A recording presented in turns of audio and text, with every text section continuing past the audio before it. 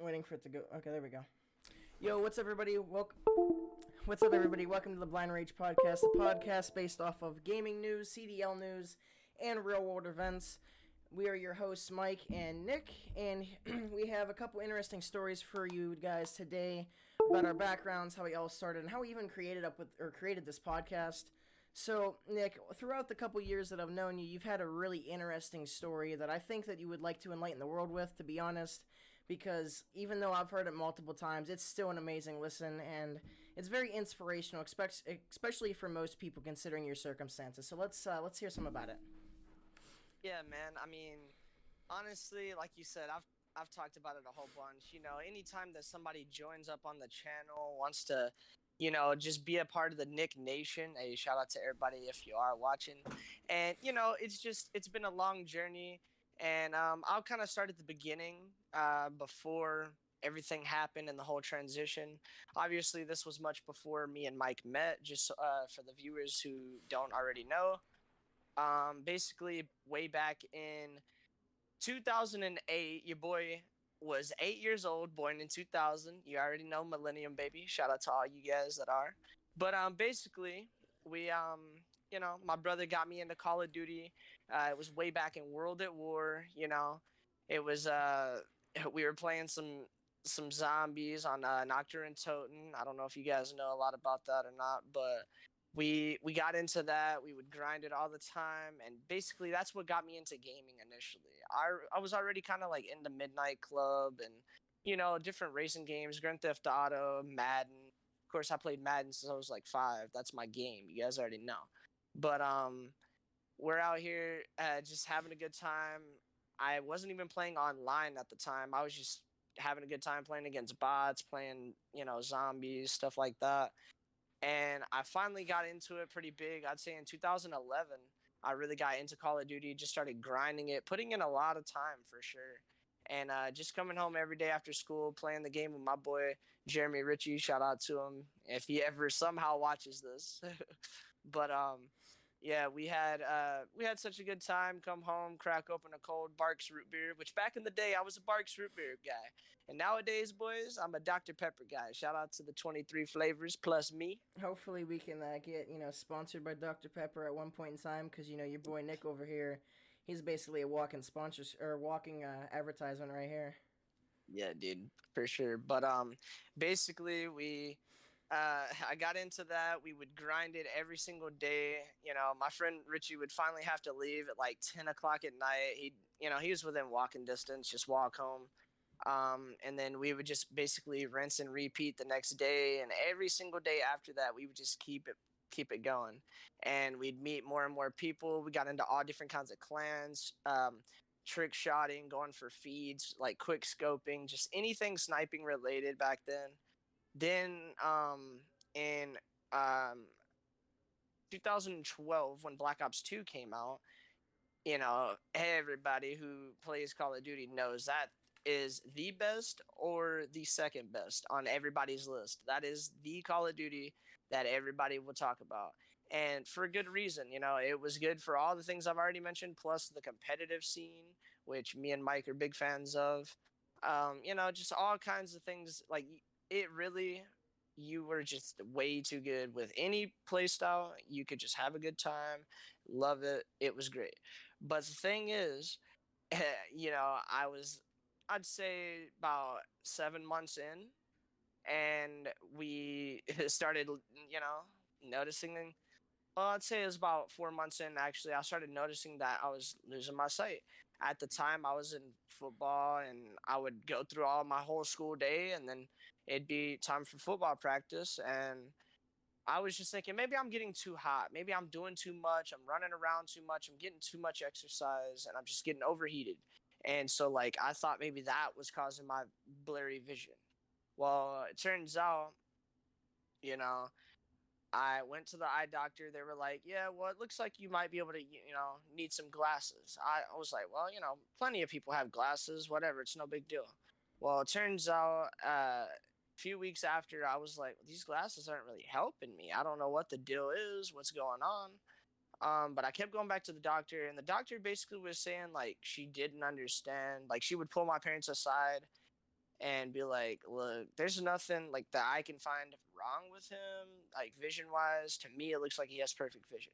So in other words, she basically was saying I was lying. She was, telling my parents this. I'd go to school, and of course, back then I was a troublemaker. I had a lot of write ups and stuff. So they thought I was just trying to get out of my work or just trying to all around just get out of doing anything school related. And I was trying to tell them, like, nobody fakes being blind. This isn't, no, like, all my teachers were saying like, "Oh, you're just trying to get out of it." It's like, dude, I had 20/20 vision. I was, perfectly fine with reading out of the textbook out loud. I had no problem with that. But literally, they would sit here and make me take tests. I'd be circling the answers, and like, I wouldn't even fully circle the answer like all the way on the A or on the C or whatever, and they thought I was doing that on purpose, or just whatever. All these crazy things. I could go on and on forever about that. But the point is, nobody really believed me. It was a whole long process. They finally, I went in, and they had a specialist come from out of town, and he was able to see the swelling on my optic nerve. And when he seen the swelling on my optic nerve, he was like, I don't want to freak you guys out, but he either has a brain tumor or some rare disease I have never heard of. And of course, my mom loses her mind. She starts crying, freaking out instantly, like any mom would.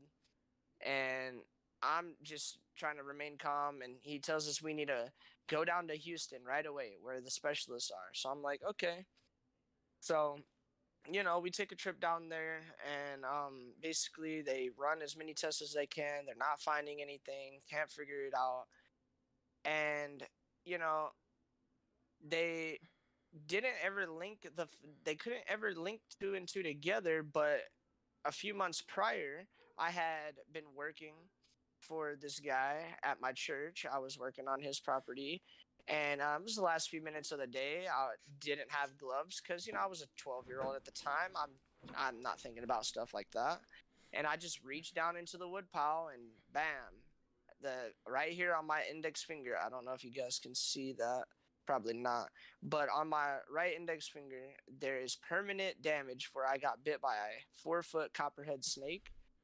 And basically, a few months later is when I started to notice that my vision was declining. But me and none of the doctors really put two and two together until we realized that it put me into shock. And what that did was that sped up the process of me losing my sight. But they couldn't figure out what was causing me to lose my sight because it wasn't the snake bite itself.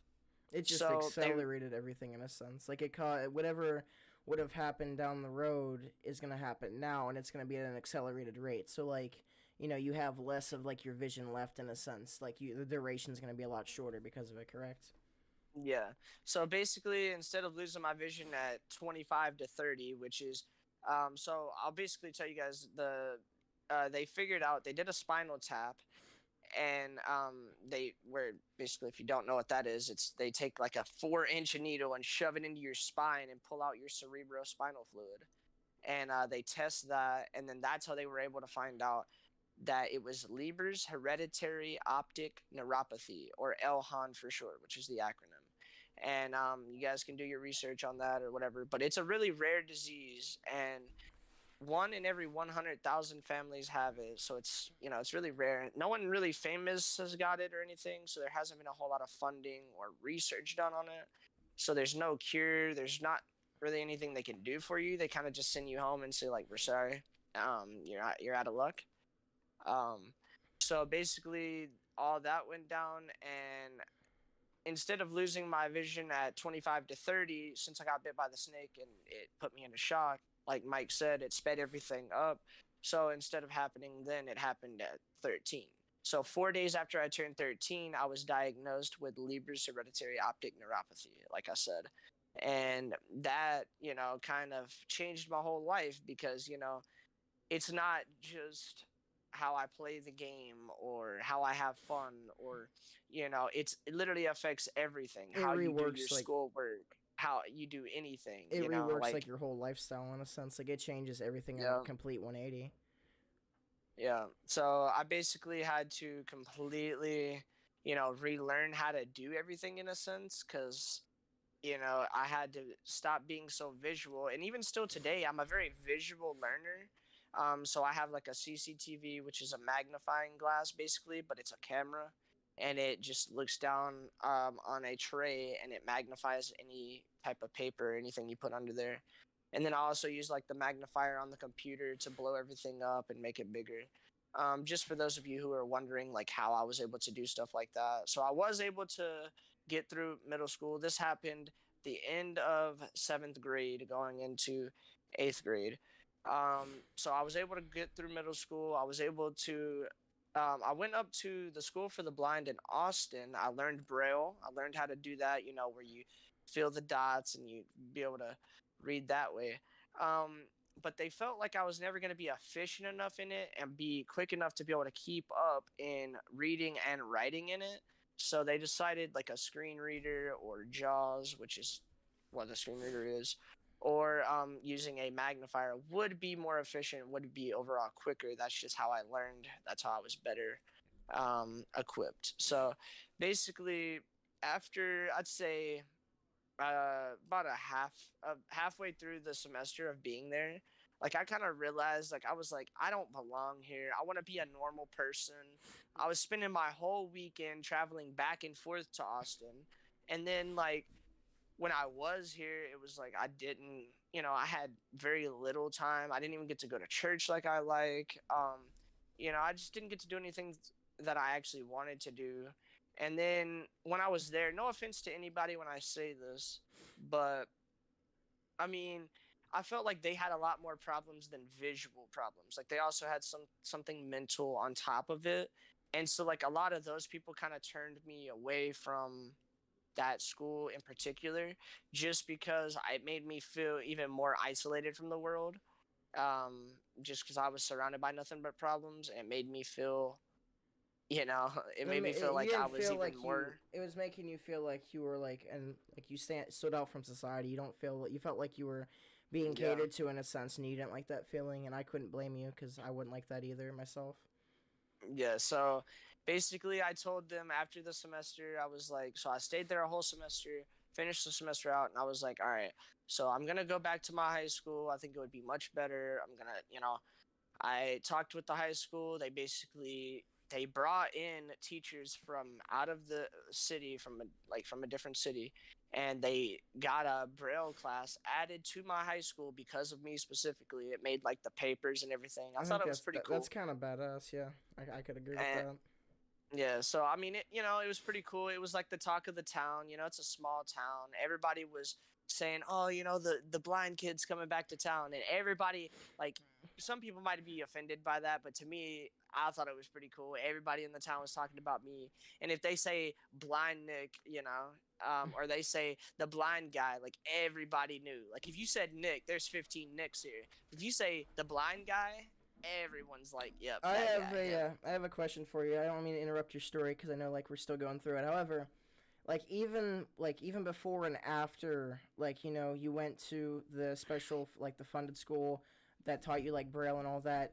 Do you feel like a lot of like a lot of people in your school, like there was obviously a large population that like enjoyed your a company, but do you think like you got negative feedback from it as well, and like you think people were still trying to believe that you were just like faking it in a sense and like just trying to like bring it all out to this long extent for nothing? Well, see, that's actually funny that you ask because I came back and I didn't talk a whole lot about it, but like I did say at the beginning, I was a bit of a troublemaker. I got rode up quite a bit.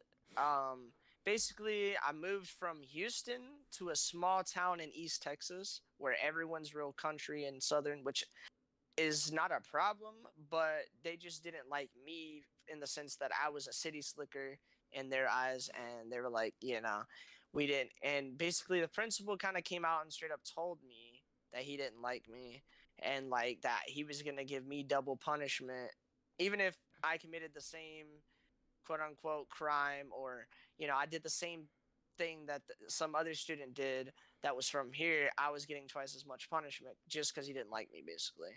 Is And I'm sorry to yeah, interrupt. I'm sorry to interrupt once again, but theoretically speaking, isn't that type of discrimination like not allowed? Like I know obviously You would it think so, but depends, but I would be surprised, especially like obviously like not back then as in like a really old time ago, but like like 10 or 15 years ago or so, like that type of attitude might have been tolerated, but I can guarantee you like nowadays if that was like something that happened, like discrimination of someone that's not from here or whatever, I definitely think that would be like a news case, and there would definitely be like some form of protest against that. So it's kind of surprising hearing that wasn't really a big deal back then. yeah, I think the problem was is it's something that he talks about. Like he'll kind of intimidate you or threaten you. Like when it's him, it's one on one, like him versus you in his office. So like there's no witnesses, there's nobody to back up your story. It's your word versus his. So at the end of the day, he'll just deny it, and it's like I'm a principal, I've worked here for 20 years, whatever. You're going to believe some student. Like, that's how he looks at it. So And he wasn't wrong. he was pretty arrogant and had like a large ego, you would say. Yeah, for sure. And, he was this bald headed guy who would get really mad and turn really red. And our school colors were red and blue, and they would have this red shirt on. And literally his whole face would turn like as red as my t-shirt, kid you not. And he would have this vein just popping out of his head. Like, I mean, the guy literally would get in my face, scream at me full on for like minor mistakes. And I mean, like, he didn't like me because, and then it made it worse because let me say this: my cousins, because we moved up here to this small town because my aunt and my cousins lived here, and my cousins went to the school before me. Obviously, they're older than me, so they've already been through middle school there. Well, he basically made it harder on me. On top of the fact that I was a city slicker, he really didn't like that my cousins were basically a pain in his ass from before. Mm-hmm. So he was like, "Oh, you're related He to took it these on you people?" for sure. Like he Yeah, like used that like irritation and like like irritation and like used it like against you and like took it in vain against you, I guess, in a sense. yeah. And I mean, let's just say we're couple hundred 13-year-olds. Of course, everyone in the schools, breaking all the rules, swearing, doing all kinds of crazy stuff. But he would have literally teachers follow me around in the hallway just to see, like, wait for me to slip up and say a cuss word, or wait for me to slip up and do something that would get me in trouble. Oh, you were late for class. Oh, you got up one too many times in class. When any of the other students could do that five That's times insane. over and it wouldn't be a problem. So, I mean, like, sixth grade, I had like over 50 write ups for sure. And then seventh grade was even crazier. I had 84 write ups, which was outrageous. And then after that is when I lost my sight over the summer, after seventh grade year. So after that, it was insane to come back and see like the tone changed completely. Like I went back to the school, and like after I finally, after all the rumors of me faking it and all this other BS, after that was all cleared up and the doctors proved that my stories were true and everything that I had been saying was true, everybody felt bad. He even threatened to fire the teachers to that were giving me a hard time, and he tried to like cover his own ass basically. But Yeah. it's like you were discriminating and doing all the same things they were, so you're just as guilty as they are. And it was crazy because I come back and then I was getting, even before when I would have AB honor roll, they never gave me any of the certificates for the first 2 years I was there. That's Then insane. eighth grade, I got AB honor roll. I got student of the month. I would never get student of the month ever.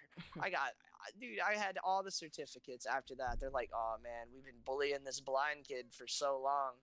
Obviously, I wasn't blind before, but now they're like, oh man, he's blind now. And like, oh dude, Do this you is like think not going to look good. do you think that those certificate like obviously like if you hit like honor roll and all that, that's understood to have like it's implied that you get like some form of certificate. Do you think that them actually starting to give you the certificates then were an act of like sympathy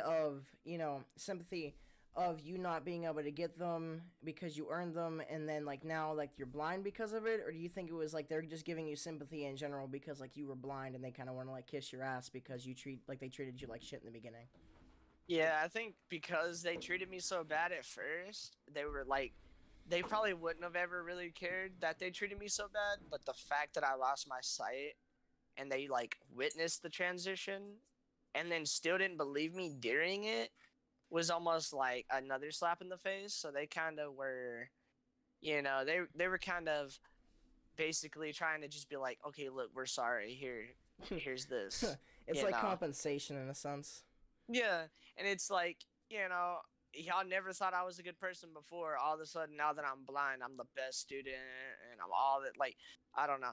To me, that whole situation was horrible. But basically, to get back to your question, I did receive some flack when I came back because that same principal, after I came back, because I was out of the middle school now, so there was a different principal up at the high school, but so he didn't really have any say so there, but he talked to all of my teachers, all of my ninth grade teachers that I was gonna have coming back. He was like basically saying, let me explain to you how this guy is, and he told them a bunch of lies, saying like I'm the most disruptive student. I'm gonna do a whole bunch of things, like I'm gonna try to, completely take over the classroom. I'm gonna do all these horrible things, and I was like, I came back and I was being nice to the teacher. I was saying hello, all this, and she was like, sit down, get over there, like you have assigned seats. Like the class got strict as hell because I got in there. And then like after about a week, they realized what kind of a person I was and everything, and that I wasn't just doing it to put on a show, and I wasn't just trying to be a good person, that I actually was. Mm-hmm. They finally realized like he had a vendetta against me. Yeah. So I don't know, like a lot of people want to say like, oh, he had it out for me, but I genuinely think that guy had it out for me, like seriously. Mm-hmm. So that was a whole deal, but like for the most part the students were all happy. Like, I came back, met a lot of my old friends. I was in a lot of classes with my old friends. Just had a good time overall. And I even, believe it or not, received some flack from the school for the blind. Some of the residential instructors up there, they were telling me, "Oh, you need a place like this. You need us. You're not going to be able to make it out there in the real world." They were Like, trying to like not force, but they were trying to like get you to come back just so they could like it be on their yeah, terms. Like they were kind of yeah. jealous in a sense that you were like actually succeeding without them. Yeah, and they were like basically telling me, like trying to influence my answer and everything, and trying to tell me like, "Oh, you won't make it out there, like you need us." It's like, nah, and I use that kind of like as fuel to add to my fire, and I was like, "Listen here, like everybody thinks I can't do it, and I'm gonna prove y'all wrong because I came back to my high school and I made it work. It wasn't always easy, but I finally got through high school and I graduated. I walked the stage, and just the feeling of them calling my name and walking across that stage and knowing that I did it, despite, I'm not saying everybody didn't, believe, but, you know, that whole school, I had a lot of doubters and a lot of haters and people just who didn't think that I could do it. And now I'm out here, I've been going to college for like 2.5, almost 3 years. I've been doing my thing, and, people could say whatever they want, but at the end of the day, it's a huge satisfaction to just know like you've proved people wrong. It doesn't matter what they say. Like you put your mind to something and you accomplish it, and it feels great.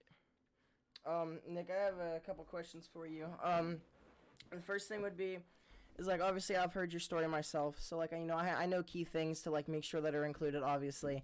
However, can you talk about the fact like how like obviously I'm aware of this, but like how you were with your trick shotting and like your quick scoping and BO2, and then like how after you lost your sight, how like video games and like Call of Duty kind of became like your main grind because you couldn't do a lot of the things that you could before. Yeah, so like I was saying before, basically at the time I was heavily into Black Ops 2. Played that pretty much day in, day out. And I was a really good quickscoper at the time. I felt like I grinded a lot with the ballista and the DSR, and like I felt like I was a really good player. So I entered a PlayStation 3 tournament. 10,000 people entered, and I felt like I was doing really good. I got all the way to the third and final day. We were doing great. I got all the way down to 16th place. And for those of you who are wondering, it's a 1v1 tournament, quick scope only. Um, it was kind of like Nuketown 2025, radar on. And of course, at the time, I could see. So, that I'm not saying I was out here doing insane with no vision, fresh off of losing my sight, nothing crazy like that. But basically, I felt like I was all around a really good sniper. Going into that, I had like a 3.15 KD, mostly sniping, and I'd say that's pretty good on Call of Duty.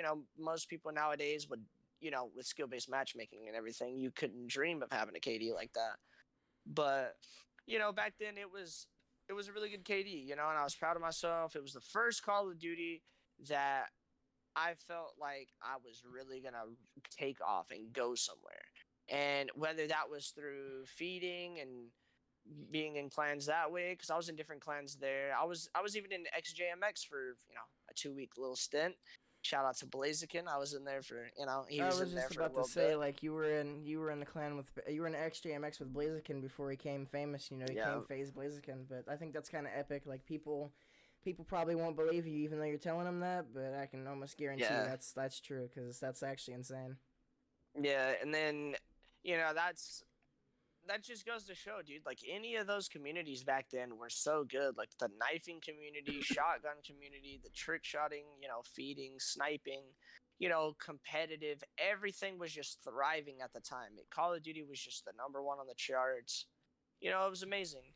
And of course, I was on top of the world. I would come home every single day. I would grind. And I finally got, 16th place in that tournament. And of course, I got knocked out. I lost like 30 to 26. And it was unfortunate. It was in a best of three. We went to game three. I put up a hell of a fight. 16 is, it's nothing to be ashamed of. I'll take Especially it. out of Yeah. 10,000, like 16 out of 100 is pretty good. Like even if you look at like challengers, like in the leaderboards that way, how like they do the seed system. Top Yeah. 16 is where it's at in general, but let alone out of 10,000 people in a tournament, bro, that's actually pretty insane if you ask me. Yeah, I mean, obviously at least like probably 8,500, maybe 9,000 of them were pretty much not great, but like, once you get through the competition the first few days, you can make it to that third day. It's like if you're on, and you're in champs, if you can make it to that championship Sunday, just that's when you're doing something right. But, after that tournament and everything, I kind of got a little bit away from feeding because I started watching L7, which was a trick shotting clan back in the day. And I know a lot of people say like, oh, FaZe, that's who they associate with trick shotting. But like to me, FaZe, they just did 720 insta swaps, which was okay, but like you need to have some variety, you need to mix it up, It have was some way more too complexity. repetitive. Yeah, and it was just a simple trick shot. It was nothing crazy.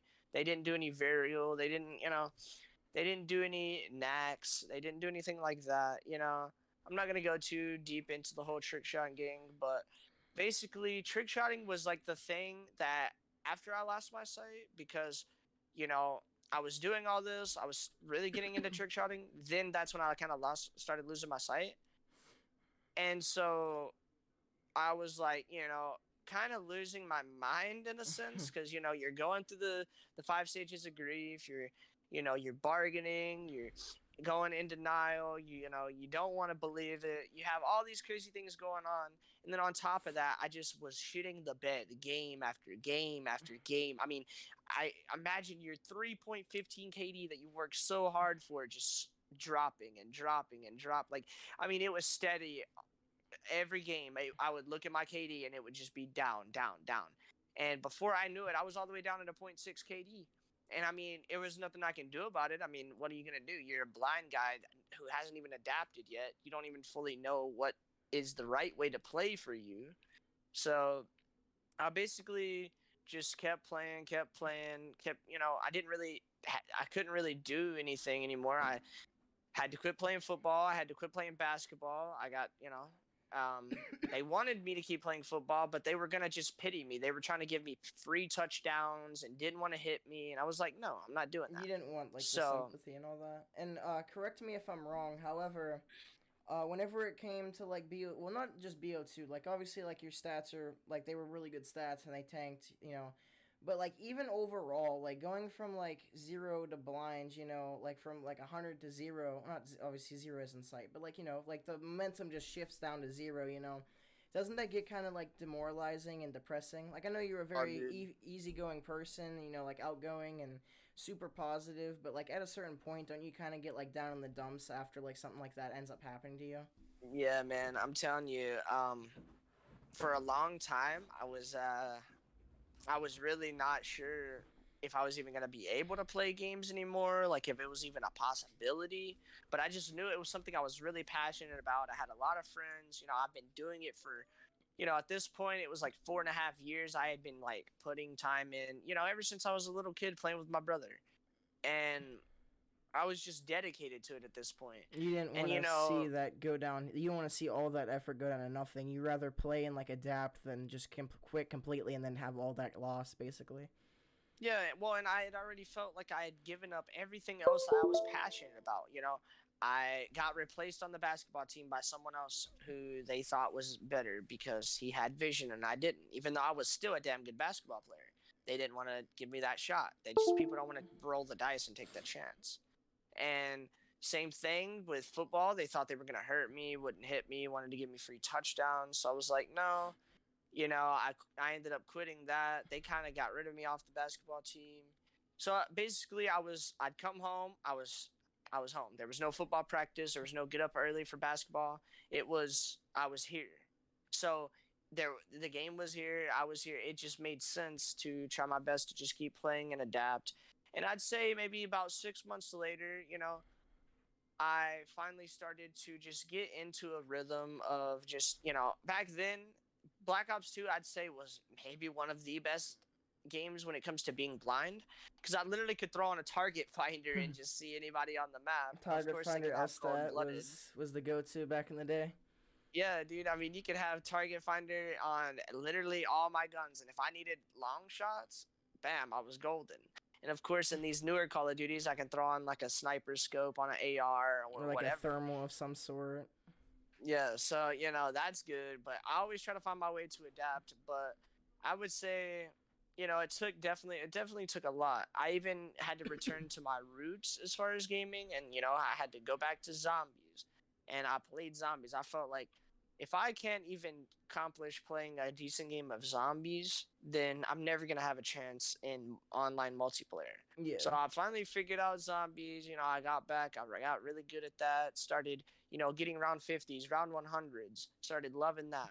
And then I got back into the multiplayer after my friends slowly started getting me to 1v1 him and do different things. And then, like, we started playing Search and Destroy and just getting back into it little by little. I eased back into it. And before you knew it, I was out here dropping 10 kill streaks. Then I was dropping 15s. And then I finally was able to get a nuclear. And I remember when I got my first nuclear, I was on standoff, domination, and I camped my ass off with a target finder MK48. And I remember this shit like it was yesterday because, dude, the feeling that comes over your body when you get a nuclear is so crazy, especially because it's not like I'm swag or I'm, so scumpy or somebody who's on top of the world. Like you know, I'm already at so many disadvantages being legally blind and having all these problems. And I dropped a nuclear. Like I could not believe it. And then within 2 weeks, I dropped two more. And of course, I thought it would continue from there, but if it didn't, unfortunately. Like that after that, Ghost came out and I played that and didn't really like it too much.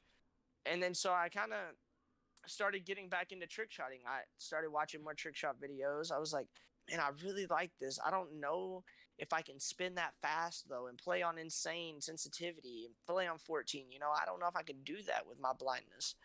But I said, screw it. I'm gonna go in bots. I'm gonna practice on capture the flag, and I'm gonna just have them set up, and I'm gonna keep doing it and keep doing it. And I would basically, like a pro player, would grind and practice and everything else. I was doing the same thing, but with trick shotting for hours a day.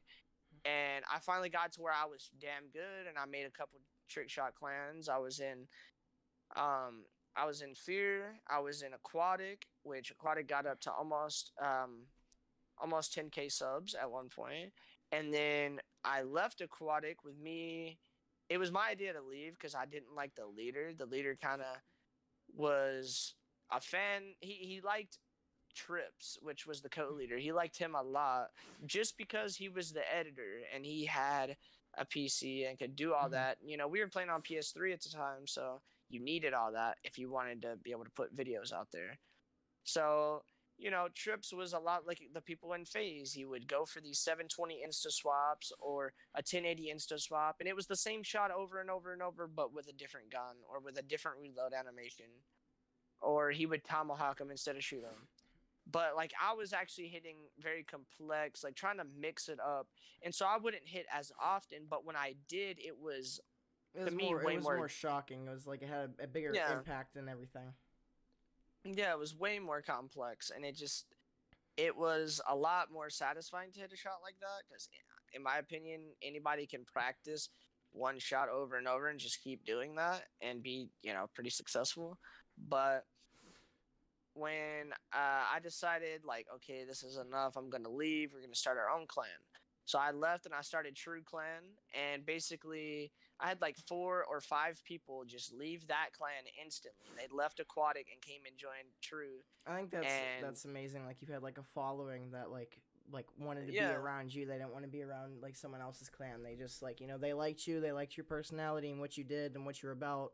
And they were like, I'm gonna follow him. I'm gonna join him in his in his route, like his yeah. triumph. Yeah, that's what it is. Triumph.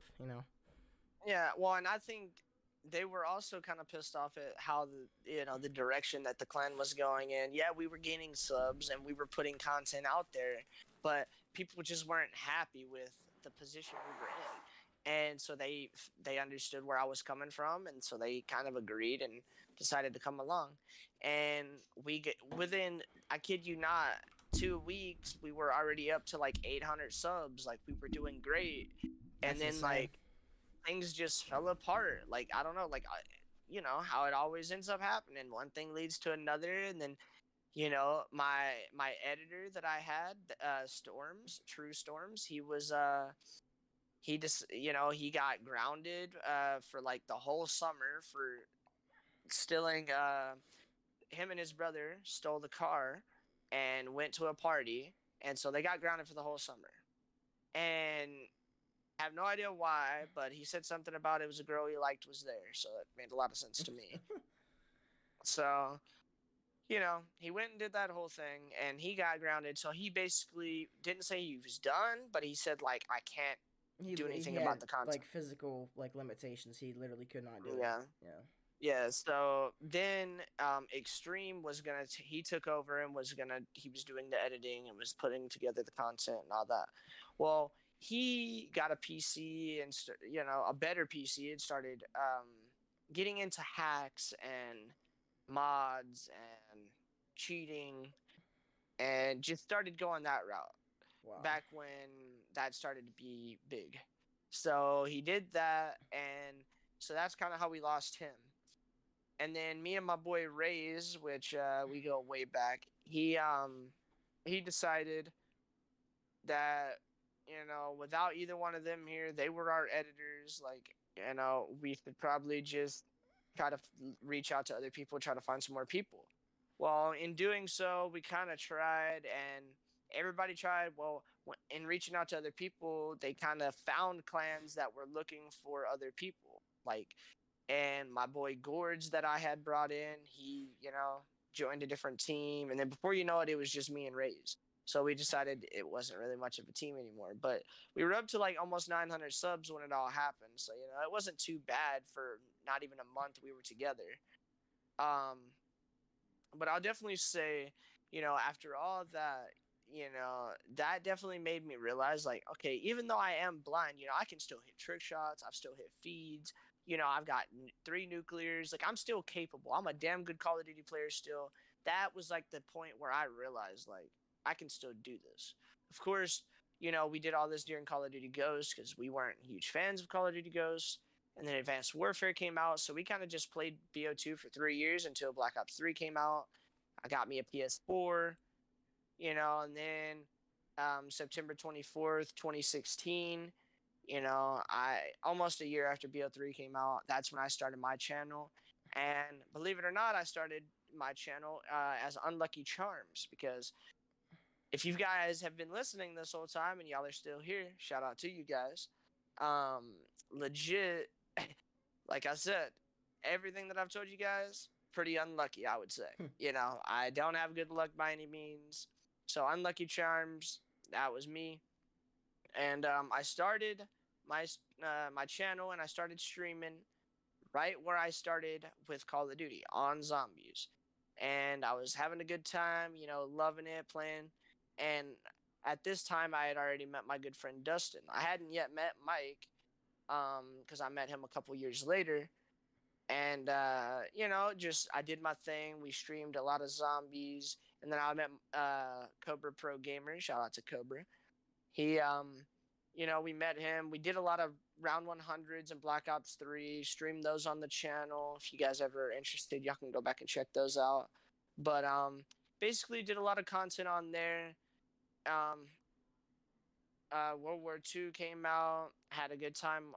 Wait, was World War II is before BO4, right? Yeah. Yes, it was World War II, BO4, MW Cold War. Yeah. Yeah. So World War II came out, and then pretty much everybody hated it, except for me, as far as my friends go. So I was pretty much solo grinding. I grinded all the camos, got chrome camo, even though it wasn't worth it all. But I've always been a camo grinder. I've grinded, Dark Matter 3 times in Black Ops 3. I grinded Dark Matter in BO4, Chrome Camo in World War II, Exclusion Zone and Modern Warfare Remastered. I grinded out all kinds of things, guys. You know what I mean? Nick, pretty much all these games is where I grinded everything out. What's up, Mike? Nick, I got a few questions. I got a few questions for you, and something I would like to add. One of the first things, since it's a little bit farther back in the whole history thing with you, is something I thought that was pretty interesting. Is like how you were in. I believe it was XJMX. I could be incorrect, but it was at a point where like they wanted you 24/7 practicing, and like obviously you wanted to practice and get better. However, you wanted to still play with your friends, and they either said it was them or your friends. And I know you personally, but the podcast, like the viewers in the podcast, probably don't. But that just shows the type of person that you are. Like, you rather be like real with someone than dedicate your time to something and then like just eliminate like your friends. Like that just shows how you are as a person and like what your personality really can be. And a few other questions that I have is like, obviously you said that you've always been a camo grinder, but what made you become a camo grinder? Is it the grind itself? Like, did it happen more after you went blind, or was it something that you've always wanted to do? Or like, is it it's something to do so the game doesn't get boring? Or like, what kind of thing in the whole camo grind system makes you want to do it? And then I would assume, you could correct me if I'm wrong, but like in the future CODs, what makes you still want to grind those camos even if they're like not worth it? Is it because like at this point you kind of have a legacy of being known for the legally blind guy, that gets every mastery camo, or like, can you tell me the deal with those couple things? Yeah, so I'd say it all started with Black Ops 2. Initially, I was never someone who grinded for camos. I was a sweaty tryhard. I was a quick scoper. I was either really heavily into competitive or I was heavily into trick shotting and sniping. I was never really somebody who used all the guns, cared about it. I was never that person. But I don't know. Me and my friend kind of one day we decided like we wanted to get diamond snipers. So we went through and we grinded out diamond snipers. We were like, yes, dude, diamond in Black Ops 2. And anyone who knows, that is like one of the greatest camos of all time. It's one of the best diamond camos, if not the best, like diamond camo, as well as one of the best camos in COD history. Yeah, so so we noticed that, and then we were like, well, I kind of want to get my pistols done because like we use that a lot when we're trick shotting or whatever. And then we were like, oh well, we use the submachine guns a lot in our trick shots. So it was just kind of like slowly but surely we It's like did a it so chain it would reaction look. effect. Yeah, like we did it slowly but surely so like we could have like good looking kill cams in our trick shots. And we kind of did it for that reason, but then I kind of liked just You the kind of feeling got of getting addicted on to it and almost. just getting on and just grinding pubs and just having a good time, like slaying out and just enjoying it. And I'd say losing my sight definitely had something to do with it, but also I'd say like, okay, after Black Ops 2 Ghost came out, didn't really play it, we still played Black Ops 2. And then after and Ghost was done, Advanced Warfare came out, we still played Black Ops 2. So like, and we kept joining new clans, and we kept creating new accounts, because back then you could have a fake email and Yeah, it a didn't have to million be verified. accounts. Yeah. Did you Yeah. what So with all that happening, let me just add in real quick, with all that going on, every single time that we would create a new account, it was like, well, time to get all the snipers done. And then like it would just it'd be that whole domino effect again, to where it's like I'd say close to 100 times I went through and grinded and got every gun in Black Ops 2 diamond. And that some people might be like, yo, that's no way you did it that many times. But it's like, I'm telling you guys, 3 years straight of nonstop, every single day, 8 hours a day, Black Ops 2, all day, every day. And I'm sure I'll show you guys on a different episode. And if you guys have seen my setup, I have a Black Ops 2 T-shirt hanging on the wall right over there. And let me just say, that is not only my favorite game of all time, but it's my most played game of all time. I have like 285 days played in that game across all my accounts, which is almost a year, which is insane. It's absolutely ridiculous. But yeah, go ahead, Mike. a couple things. The first question, which I'm pretty sure I know the answer to, but correct me if I'm wrong, but didn't you have around 28 days played in Black Ops 2? Or was it around like 50? I wasn't sure exactly, but I know you had a couple years worth. Like you literally had 3 years worth of playing 8 hours a day, so you can do the math there. Dude, it was like 280, almost 285 days. It was something ridiculous like that. Yeah. Like it was crazy. But as far as like grinding the camos and why I do it, like I said, since all I was doing was playing Black Ops 2 for so long, and I was getting all these new accounts and all this, I just kept grinding it out because I wanted to just say that I had it done. And Mm-hmm. I kind of wanted it for bragging rights at first, but then once I realized how much I enjoyed it, I kind of just went for it.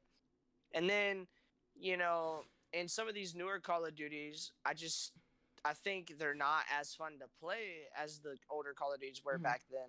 So nowadays, I feel like I am playing in a sense to almost just, I'm not playing to have fun. I'm playing to grind and get things done, to Yeah. get camos, Because to unlock things, because the game isn't as fun as it used to be. So it's, oh well, I got nothing else to do, let me get on and grind this out. yeah. Or I want to do this for the channel, and this is good content, Yeah. so let me stream this. So that's kind of like why I grind the camos. It's not like as much like back in the day. It was, at first it started off just being passion, but of course it moved more towards it's something to do, Mm-hmm. and it's a reason to just get on and play the game. I have But yeah. another question as well. We were speaking about this a few days ago because like this is something that I think every kid that's like a avid gamer would do. You know, is and another thing is like for instance, you would get yelled at for being up too late, especially when you were really in the passion pits there, and you would like fake your way back onto the game. So can you tell us your routine on that one because I think it's kind of interesting. Yeah, it was actually really funny. um Mama Charms, which for those of you who don't know, that's my mom. She would come in here, and she had her little routine too that she would do after dinner.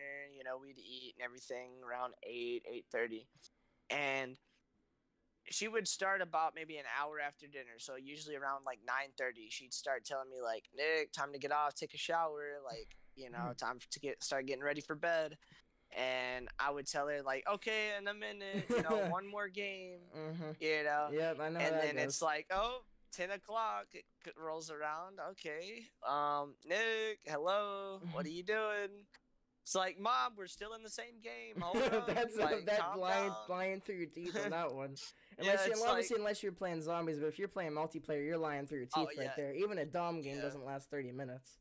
Yeah, I was playing TDM after TDM after TDM. Facts. Yo, it's like, oh, I went 35-3 this game. All right, let's see what I do next. Hold up.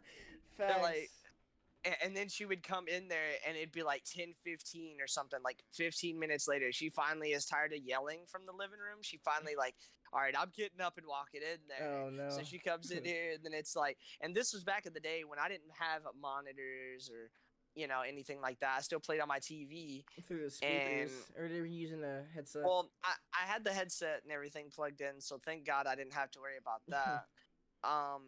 But she would come in here and she would instantly see my TV and know.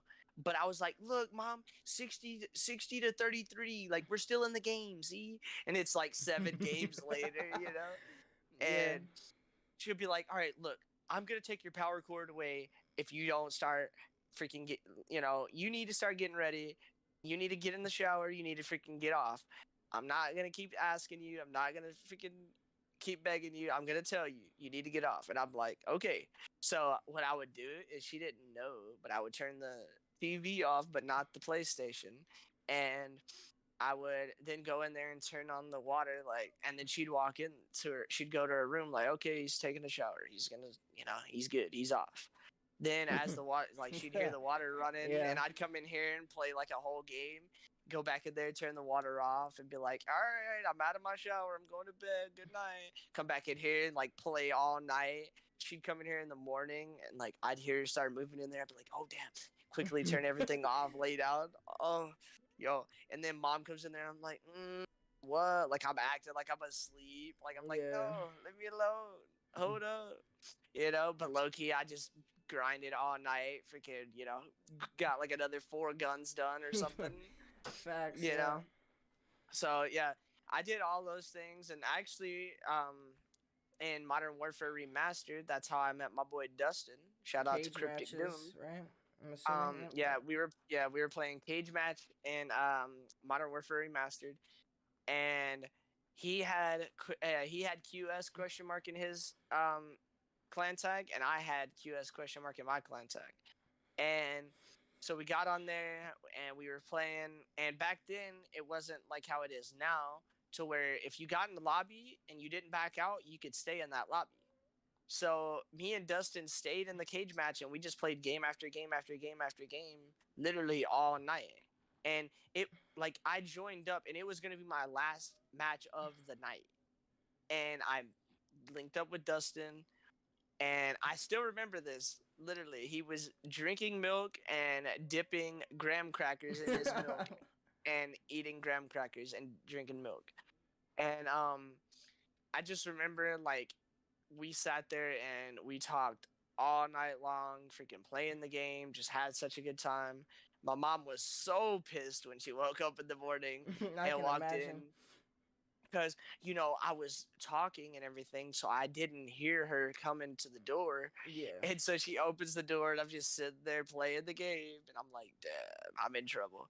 But it was like, oh well, I met Dustin. It was a good time. It was worth it. And it's crazy because Dustin, him, he would normally never even like talk to someone else on the mic. Yeah, he's a very like introverted, shy person. Like not with us, obviously. Yeah. Like if we're in like a party chat and we're just talking to each other, but anyone outside of like our friend zone, like he's really Yeah. uncomfortable with. Which in a sense I am too, but I'm a little bit different with that. However, but yeah. But Nick, may I add one thing? I'm sorry to interrupt you, but Go ahead. for the newer viewers or like the people that didn't play the OG COD, which I didn't myself, like I played BO2 against bots. That's about it for OG COD. However, back in the day, like the cage matches, people would boost. Like people wanted camos, and they would boost their ass off. They didn't care how they got it. And the reason why Nick and Dustin, had QS in there. Clan tag is because they didn't want to do any of that bullshit. They wanted to actually snipe. They didn't want to have to someone try to boost or someone try to give them free camos or vice versa. They didn't want that. They wanted to play the game for what it was supposed to be played. So if you guys are wondering why they had that in the clan tag, that's kind of how cage matches worked back in the day. Yeah, because back then there was, believe it or not, there was a lot of people who would literally have HS question marks, for headshots, and they would literally, if they would join and you didn't have that in your clan tag, they would just back out because they were looking for someone else who had that so they could boost with them. And there's so many people that I would join up on, and they'd be like they would walk right up to me, try to give it to me for free, and I would just leave the game because it's like, dude, you're ruining the game. I'm trying to have fun. Like, if you're gonna let me kill you, it's not fun. It's same thing with the whole football. If they're gonna let me run the touchdown in, it's not fun. If they're not gonna try to tackle me, it ain't fun. Yeah. So back then, me and when we met, I'd say probably within the first like 2 weeks of the game coming out. And so me and Dustin decided we were going to grind the game hardcore to try to get at least to the 10th prestige. Because, in the original Modern Warfare in COD 4, they had 10 prestiges, 50 levels. And they had that, the gold cross was like, that's like the famous icon. Everybody knows that icon for that. Well, Dustin really wanted that. And me and him were kind of like doing a race for it. And I was on my It's Charms account, which was my first initial account that I had. And I grinded hardcore, got all the guns done, did it legitly, didn't boost like Mike was saying all these guys would do in their cage matches. I actually grinded it out legitly. And in that game, it was like 250 headshots for all the weapons, even the snipers, the shotguns, everything. So that was like one of my first like true tests as a camo grinder, I'd say. Like, it really was testing my patience and really put me through the ringer, I'd say. And so I did all that, and then I was gonna be like, okay, I'm gonna be like all those other YouTubers. I'm gonna post a video like of a best class setup, and like to flex hardcore, I'm gonna show my exclusion zone on all my weapons. I'm gonna have it on my deagle for all my classes, on my secondary, and I'm gonna have it on all my, setups on my show. So I recorded the video, went through, and I tried to post it, but instead it made me, I, don't know what happened, but it was telling me like something was up with my YouTube. So I tried to go sign out of my YouTube, but instead I signed out of my account. That's what I was just about to ask you for that part of the story. Yep. Yeah, and so I signed out of my actual PlayStation account instead of my YouTube account. And I didn't have the email because it was my friend's email from back then, and he no longer even had access to that email. And didn't know the password, had no way to get back in there. And so I was pretty much screwed. I tried to contact Sony. I couldn't get through. They tried to help me, they couldn't. And so long story short, I ended up creating a new account and I grinded it all over again. Not on Modern Warfare, but I did go back on Black Ops 3 and I grinded out Dark Matter. And that's when I grinded it out for the second time. Then I fresh started and grinded it out again for the third time on Black Ops 3 because the fans really liked it. I enjoyed playing the game. That's where I got a lot of like my success with my subscribers, just like streaming, talking in game chat, meeting friendly people, having them come to the channel and subscribe, and just it was all around just a good time. But yeah, so when I got kicked out, basically I got kicked out of my account. I was Prestige 9 level 47. I was literally 3 levels away from hitting that Prestige 10, which is, crazy. Mm-hmm. But obviously we wanted Prestige 10 level 50. But still, the fact that I got that close to Prestige 10 when I lost my account, it was unfortunate, but it was, it was a good learning experience, I'd say, for sure. So Nick, I have a few more questions because there's a couple parts of stories that I think that are kind of crucial to the podcast to understand you a little bit more. I have three questions for you. I don't really care what order you answer them in. But the first question is, could you like talk about the 1v1 on Black Ops 2 with the quick snipe or quick scoping, like the quick scoping 1v1, where someone hacked your account and then you couldn't reaccess that. Okay. Yeah. Yeah. The second question is like these are like a and B question like together, right? So the first question is when, like, it could be any time throughout when you first started playing COD to even now. But like when did you realize that while being blind you could actually make gaming a thing? Like when did you think that you could go from, being blind as fuck to like actually being able to make something out of this? And also, what game do you think that made you click this the most? I would think personally that it'd be Black Ops 3, considering about how much, like, obviously BO2 made a lot, but like when did you actually click with like the whole YouTube and the whole, actual gaming thing being a reality for you, which I would assume BO3, like I said, because like that's where you got a lot of traction, and to this day people still are asking you to play Black Ops 3. But like I said, I don't care what order you what order you answer these. I just kind of want to have the podcast know these things just so they have a little bit more insight of you and like, how you work as a person. Okay, so I'll start with the whole 1v1 thing, since I'm sure people are curious about, like, they heard what you said and they're like probably mind blown about, you know. So basically, in the same time frame, this was after, this was after the whole 1v1 tournament with 10,000 people in there after I got 16th and all that. But this was before I had lost my sight. I was 1v1ing because I would always go on and I'd play free for all, right? I'd, hop on BO2 and just run pubs and just snipe everybody. And just back then I would have my way, like 30 and 2, 30 and 1, just absolute domination. And I'd go through and, I'd basically for the most part just play my game. But there'd be a few people like this one kid, at the time I can't really say anything because I was a young kid myself. We were both around 11, 12 years old. Well, I don't know if he had an older brother or if he just knew what he was doing or what. But basically, going in, I had no clue. But basically, he was like 1v1 me. I was like, "Are you sure about that, bro? Like, I'm Yeah, down. But if you want to get smoked, he doesn't want to get spawn trapped like literally 29 times. The first time, once you die once, you're dying 29 more times in that sequential order. Or it was yeah." 25, right? It was 25 instead of 30. That's what snipers were. Or was it 15? I was one 30. of the three.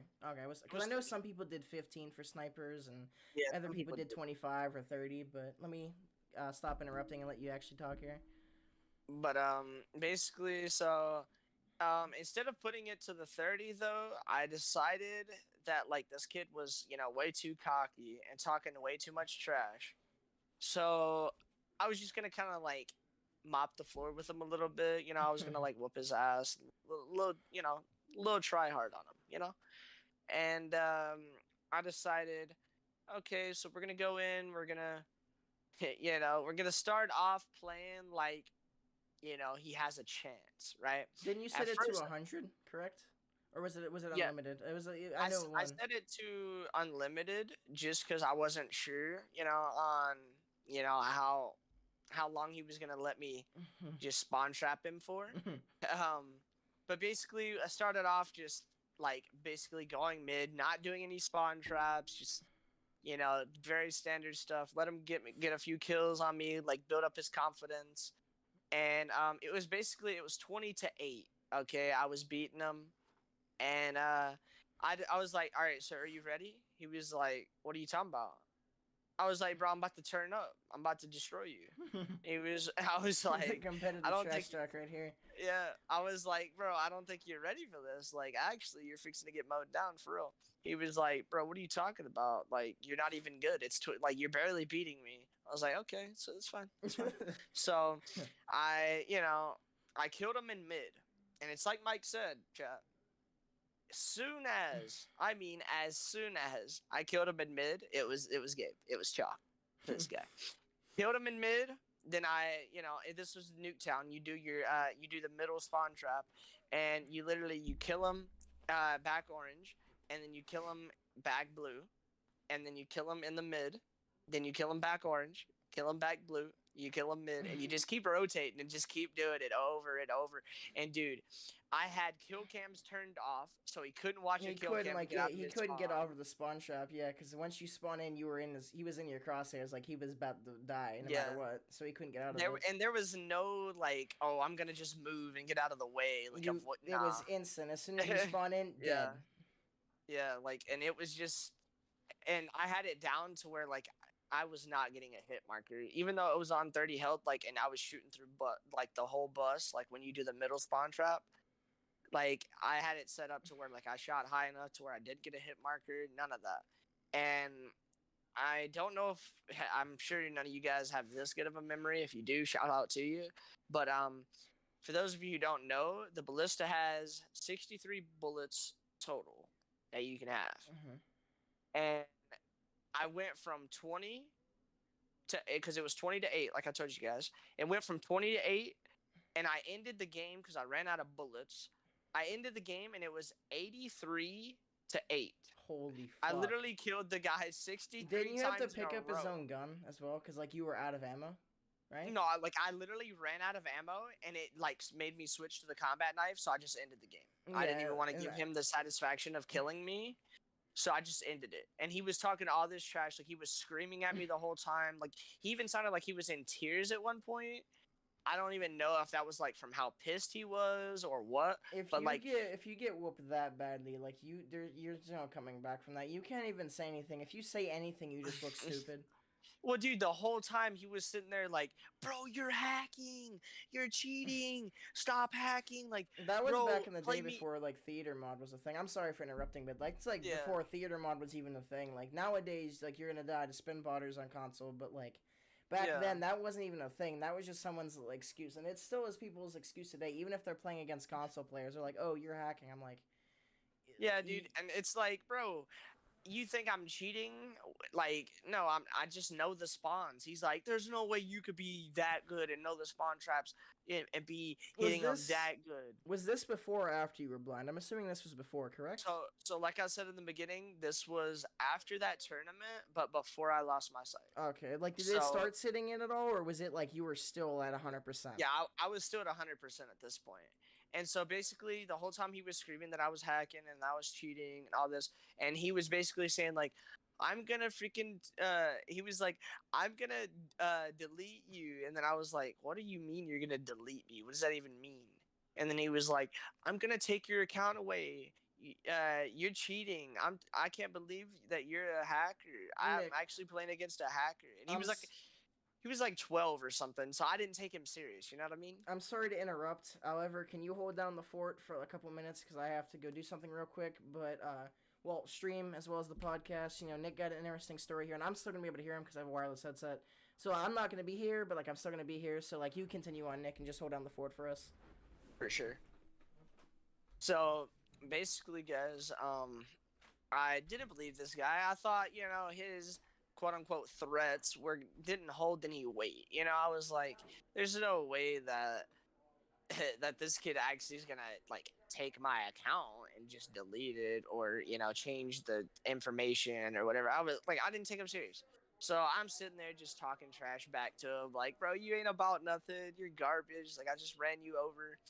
And then in the middle of me like running my mouth talking trash to him, it literally says, you have been signed out. And I'm like, bruh, what? And I literally tried to go sign in, and like my password just wouldn't work. Like, he changed my password. And then I looked at my email. He changed my email too. So I'm like, bruh, he changed my email and my password. And then he wasn't even like using my account for anything. He just changed it so I couldn't use it. And basically this was like back in the day when like if you knew somebody by their like you could know somebody based off of just what their PlayStation or their gamer tag, like either their PlayStation name or their gamer tag, but whatever console they were on, you knew who they were based off their gamer tag. Like, you were like, oh, and back then my account was legit full. And back then you knew like, damn, like this guy literally, he knows. He knows what he's doing. He's a damn good player. Like, people, when I joined the lobby, people knew, you know. Obviously, it's way different nowadays. Nowadays, people know you if you have like a successful channel, stuff like that. But back then, if you were just a really good player, they knew you based off your gamer tag. That's just how it was. And so he kind of took that whole thing away from me. Then that's when I kind of got away from 1v1s, and I kind of stopped, you know, doing that whole thing. And I didn't really stop liking sniping or get away from sniping really, but I kind of got more into the competitive side. I started liking, playing league play and just enjoying, different things like outside of this whole sniping community. Um, And started using the MSMC and just started, vibing out, trying to just get really good at search and destroy. And then I clutched up my first ever like 1v4 and like just fell in love with it ever since then. And I realized like, oh my, that's when I was like, yo, this is so good. Like I started having a lot of fun on that and everything else. But basically, to kind of answer your question, Mike, about like when did I really kind of realize that I could make it in gaming, even despite being legally blind? I would say there's a few times where it wasn't just one time. I'd say when I first started, like, when I got those first few nuclears, I kind of was like, yo, I can actually still play. Like, I can make this. I can still it do gave you something. hope and like a sense of like not accomplishment, but again gave you a sense of hope, and like it reassured you that you were actually able to that you're Yeah. actually able to do this, considering like your disability and like your situation. Yeah, and it was like the first good thing I have done, like, stats wise and video game wise, since losing my sight. So I was like, I can actually, I'm not worthless. I actually can play somewhat decent. Um, And so then I'd say that was a huge moment for me, but also I'd say in Black Ops 3, when I started just gaining a lot of traction, then I started having Ray's Beauty and Ray's Aim Above. Shout out to both of them. They are amazing streamers, really good YouTubers. They helped me gain like 250 to like 300 subs. So at the time I was at like 225. They helped me get to like 550 almost, like maybe 500, something around there. So yeah, they helped me out a lot. Shout out to them. They found my channel and kind of realized, and I think that's really what it is with me, is like the world just really does not know that there is a legally blind gamer who is like nasty, like really good at the game.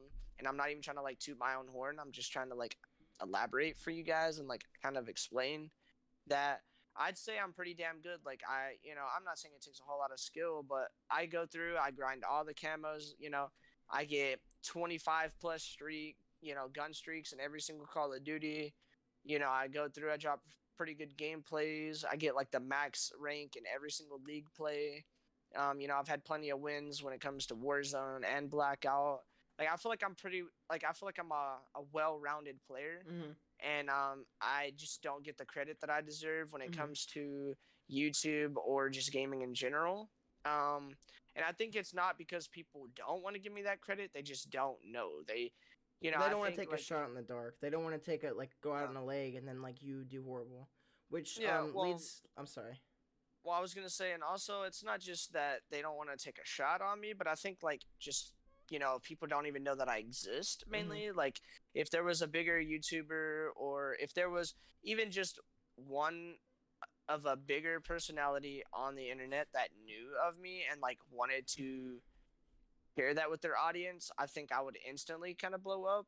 But obviously it's all completely you got to be consistent, of course, but I'd say a lot of it's luck based as well. Mm-hmm. It's Um all on but analytics and like how you're discovered. Like you don't truly like people think with like YouTube and like Twitch and all that. Like yes, Twitch is a little bit easier with discoverability, but it's also harder. But we can get into that in a separate video or a separate podcast. However, you know, people think it's all about analytics, which it is, but it's all RNG based. It doesn't yeah, matter how much effort you put in. If like for instance for me, like in my YouTube, like I put like quite a bit of effort in there. Sometimes I put videos that I wouldn't like I don't take as much pride in, but like there's videos where I have a lot of passion and pride, and I don't really get anything in return of that.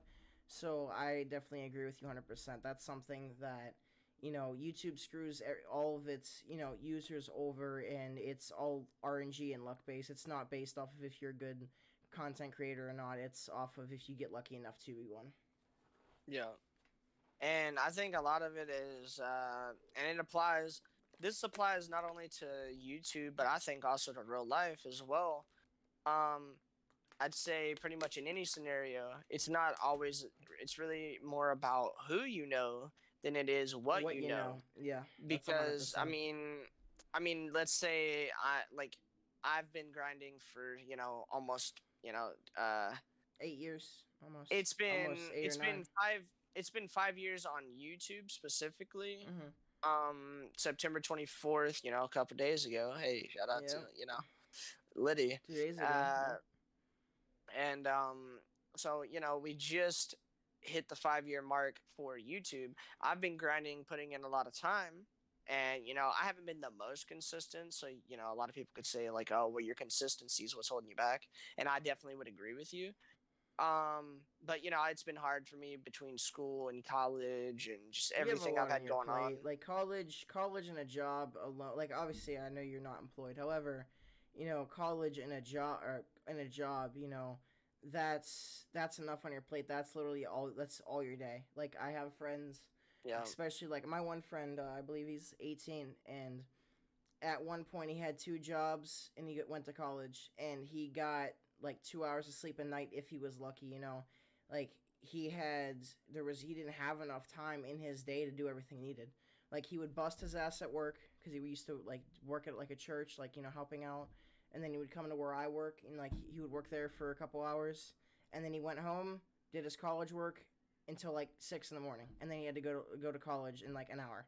So it's like, in a sense, like with that, like it's hard to be consistent, especially with you particularly. Although you don't have a job, you're legally blind, so there's a lot of extra things that take up more time just to be able yeah, to do the same like the concept and principles that every, like for instance my friend does. So although you're in a different circumstance, it's the same principles of the consistency. yeah. And I haven't even really touched on the health issues related with my stomach and all my stomach problems. I'm sure we'll get into that at some point. That could be like another Um, podcast topic as well. I'm 100% for yeah, that.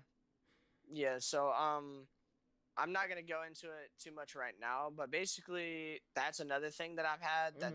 It's if you don't feel good, it's kind of hard to have a positive mentality and be able to just want to stream and Mm-hmm.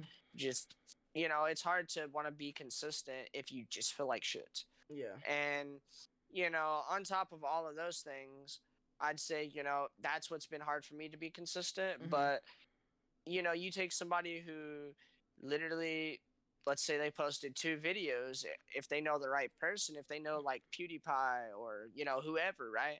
Mm-hmm. Let's say If they they know know the right Scump or person, Formal. bam. Scump and Formal don't really, like Scump uploads here and there, but Formal doesn't upload. But like even knowing them, like on social media, that player could send the word or like put the word out. If it involves the same genre as them, and people Yeah, follow, like let's say some people follow Formal. And if he vouches for someone, people aren't gonna be like, oh well, Formal vouches for him, yeah, so I'm not gonna trust him. Hell no. If Formal says you need to check out this video. This video is amazing. It's what I endorse it, and people are gonna yeah, click on it. It could be yeah, the worst video out there. If he endorses it, that's all that matters because people are gonna you're gonna get the clicks. And then even if people don't enjoy the video, that niche group that does enjoy the video, that follows Formal, they're gonna be happy anyway. So like it's all on who you know and not really what you know. Because if you have the connects, you can succeed. But if you don't, even if you work hard, you might not have that opportunity. yeah. And so that's what I'm saying. Like hard work, yeah. I'll say like it's with if anybody's ever followed Merc Music, he constantly streamed or not streamed but put up videos and all kinds of stuff like that, and was posting all the time. And it took him like 7 years or something to finally get noticed. So they say hard work doesn't really go unnoticed. So I'm sure it's only a matter of time. It'll eventually happen when the time's right. I just got to keep putting in that time and everything. But it's just unfortunate how you can see some people come on, make one or two videos, and they're at like hundreds of thousands of subscribers. When it's like, I literally, I hit over 1,000 over a year ago, and I'm still not able to get monetized just because I need 4,000 hours watched in the last 12 months. And that's been like the struggle for me, just trying to not because it's not only me streaming, it requires the people People to watching. actually watch it and want to be there, yeah. Yeah. Um, but yeah, like obviously there's some topics here that I can definitely see in a future podcast, like like the CDL genre, like the Call of Duty genre and all that. How like we became the duo, like how we're even making this podcast right now, like why, like why we're doing this in the first place. So I think Yeah, those are like options for future podcasts. for Like sure. we're trying to keep it on like this schedule could change, but we're trying to keep it on Every Saturdays Saturday. late at night Yeah. between like I'd say it starts at like between 10 and 12. And Yeah. I think that that's definitely some topics in the future, like the analytical system and like how you're discovered and all that. So I think that's definitely something like for future topics. And I also believe that like obviously right here, even though it's been around like an hour and a half or so, this is just a portion of your story. You would have to know this man to understand some of the shit that he's been through, and Yeah. how hard he's worked. Like he's worked his ass off, and like he deserves to be where he's at now, but he actually deserves to be a lot higher. And I couldn't I couldn't imagine being the COD player or even the person that I am without this boy right here. My man Nick right here has definitely like molded me into a certain person that I am now. So I can only thank you for that. Appreciate that, brother. For sure, my man. I guess this would be a good time to go ahead and start getting started with you kind of giving us a little background on yourself and talking about just kind of like what was your first experience with gaming, and maybe like once you got into gaming, how long was it before you found COD and realized like that was something you were passionate about? And not only finding COD, but also realizing like it was something you wanted to pursue outside of just casual play. Okay, I guess the best way to start this off is like since now we know why, like the first part of the title, the blind part. Now for the rage part, like this is why we're kind of the duo because Nick's like calm and collected, and I'm a rage monster. I've calmed down, recently, like the past year or so. I've calmed down, but when I first met Nick, I was, whoo, I was wild. Okay, Yeah, he was but he was crazy for sure. yeah, I guess how I'm gonna start is back in the day, I was never a gamer. I didn't start gaming until what? I played like early on, like not early on, but I played a little bit earlier than 2018. But back in the day, I didn't really have an interest in gaming or even social media. I literally got home from school, either watched MythBusters on Science Channel, that was my shit, or like how it's made. I watched some TV on some like science shit and like crafting stuff, and then I'd go down to my garage or my basement and I just work all day. Like I would just build shit, like work on stuff, fix things. Like that was my passion. I enjoy doing that. I still enjoy doing that to this day. However, a couple years later, I got an iPad and a laptop, and like with those, it was whatever. Like I played a couple like games, like I played like pinball and shit, and that wasn't like it was fun, but it wasn't something I was like, I wasn't really into that much. Like it was cool, and then I started watching YouTube, and I got kind of addicted to YouTube. Like I still did the whole working in my garage thing, and I was doing this like when I was like 5 or 6. Like I was working in my garage when I was 5 or 6, had a drill press and everything. I was vibing down there, and I started getting heavily into YouTube, and then I got into like other stuff like Nerf stuff, and then a couple years later, it was basically right after I moved. Like because before this, the only gaming system that I've had that wasn't like a mobile device or like a laptop or whatever was a PS2. I had a PS2 back in the day, and it was fun. I had played I had a couple discs of like demo games, and I had like a whole variety of like all the arcade games, and had a couple FPS games that I kind of enjoyed. And that was really cool. I enjoyed that, but it wasn't something that I played all day. I played it for like an hour or two. I got bored, and I went back downstairs because that was my thing. And then a couple years later, we moved into the house I am in currently, and you know, after that, a couple years in, like 2 or 3 years after we moved, probably two actually. It was two because I've been here for 6 years and I've been gaming on the PS4 and the PC for three now. So it was 2 years in. So then I decided, I want an Xbox 360. I don't want all the. This was right as the PS4 and the Xbox One were coming out. I'm like, I told my parents, I'm like, I don't need that. I just want an Xbox 360. I'm vibing, because I didn't even want to play COD at the time. At the time, I just wanted to play like Farming Simulator and use like a steering wheel, which if you guys can see, it's really hard to. But I have like an actual steering wheel and a side panel set with like a joystick and all that for Farming Sim on the PC. But that's a different topic. That's for the future. However, I played that and I enjoyed it, and then I'm like, I want Black Ops 2. And it was mainly because I would go over to my friend Cody's house, like me and him are still homies, and like he had COD Ghosts and he had BO2, but it was only local. It wasn't like online or anything like that. And we would play split screen, top and bottom, split screen, and we would shoot some bots. Sir. We had a good time, and this is whenever I first really started streaming. I didn't stream from the console, obviously, because that wasn't an option on the PS3 or the Xbox 360. But I had an iPad. I had an iPad and my phone that I would use to stream that. And the first game that I've ever streamed, like on my YouTube channel, was Roblox. It's Phantom Forces. That was on my laptop. It was a new laptop, but it was still a laptop. So I did that for a while. I even did some commentary videos, and it was like the early molding. Like it was the ground up. That is where I came from. And then after that, that's whenever I got my Xbox 360, like a year after that or so. And then I would stream and do all that with, on my iPad, and I would be like capturing the screen, but it would be like if I'm just recording the screen like this, like I'd just be like recording the screen. That was it. So, like, it was kind of wonky, but, like, it was a form of putting myself out there, Like, not for, like, a competitive aspect, because we'll get to that later. But, it was, like, your first actual experience with just trying to record and actually just I was in, like, the experimentation phase, So, we did that. And, another game that I would play if I wasn't playing on the Xbox 360 is I play Warface. Now, obviously, Warface is not a, triple A title that everybody loves, but it ran well on my computer. And my computer was very bad. At the time, and I had an i3 and integrated graphics.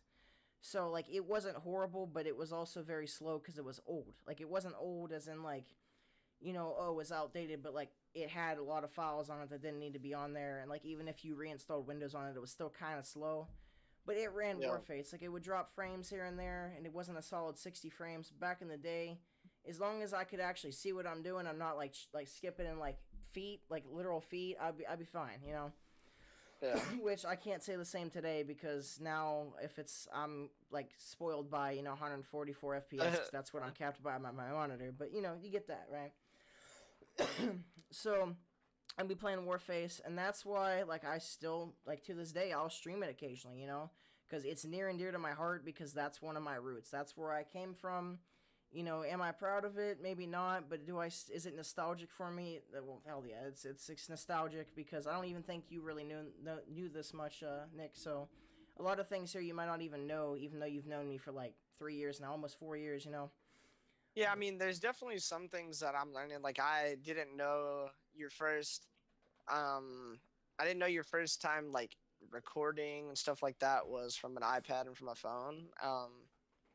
I didn't know, like, you had a whole channel and everything prior to all that. But, I mean, I think that's part of why we're doing this. We're going to learn more and more about each other as we go. Obviously, we've known each other for a while, but there's still things that you won't know. Yeah. Yeah, having like a 2-hour conversation each individual week is gonna bring out some new things, I'm sure. It's definitely it's gonna bring us out as, like, people ourselves, and it's also gonna make the community, like, more well known about us. And it's gonna be very fun for us, as well as I think the viewers, because, like, they're gonna, like, see a side to us that they've never seen before, especially if this is, like, our friend group. Like, obviously, if we have new viewers, which I'm 100% welcome to, like, you guys are all supported. But like even our close friend group, you know, like they're gonna find out things that we've never told them just because it's not important, but it's kind of cool, you know. Yeah. So getting back to the whole situation, like I'd go over to my friend Cody's house, and you know I'd play the PS3, and we'd play Black Ops 2 against bots, and we'd play Call of Duty Ghosts against bots, you know, whatever. So we did that, and then that's the time where I'm like, I want an Xbox 360. I want to play Farming Simulator with a steering wheel, and that was Farming Simulator 15 back in the day. So that's how you can see like how old it was, because that was Farming Sim 15 was 2 years older. So it was like around 2017, give or take. So, you know, I figured, okay, you know, I want this, and then I started playing BO2 against bots, and I had, even though it was against bots and like it wasn't the true COD experience, I'm well aware. Like, you know, I'm a BO4 kid, which we'll get in that in the future. But you know, that's where I started. So you know, like that was probably some of the most fun that I've had in my whole like career. Like I've still enjoyed the competitive aspect, but when it comes to like just pubs or like just custom games, that was the most fun I've had in a long time. You know. Yeah. So One of the best. yep, BO2 was hands down one of the best CODs was out there.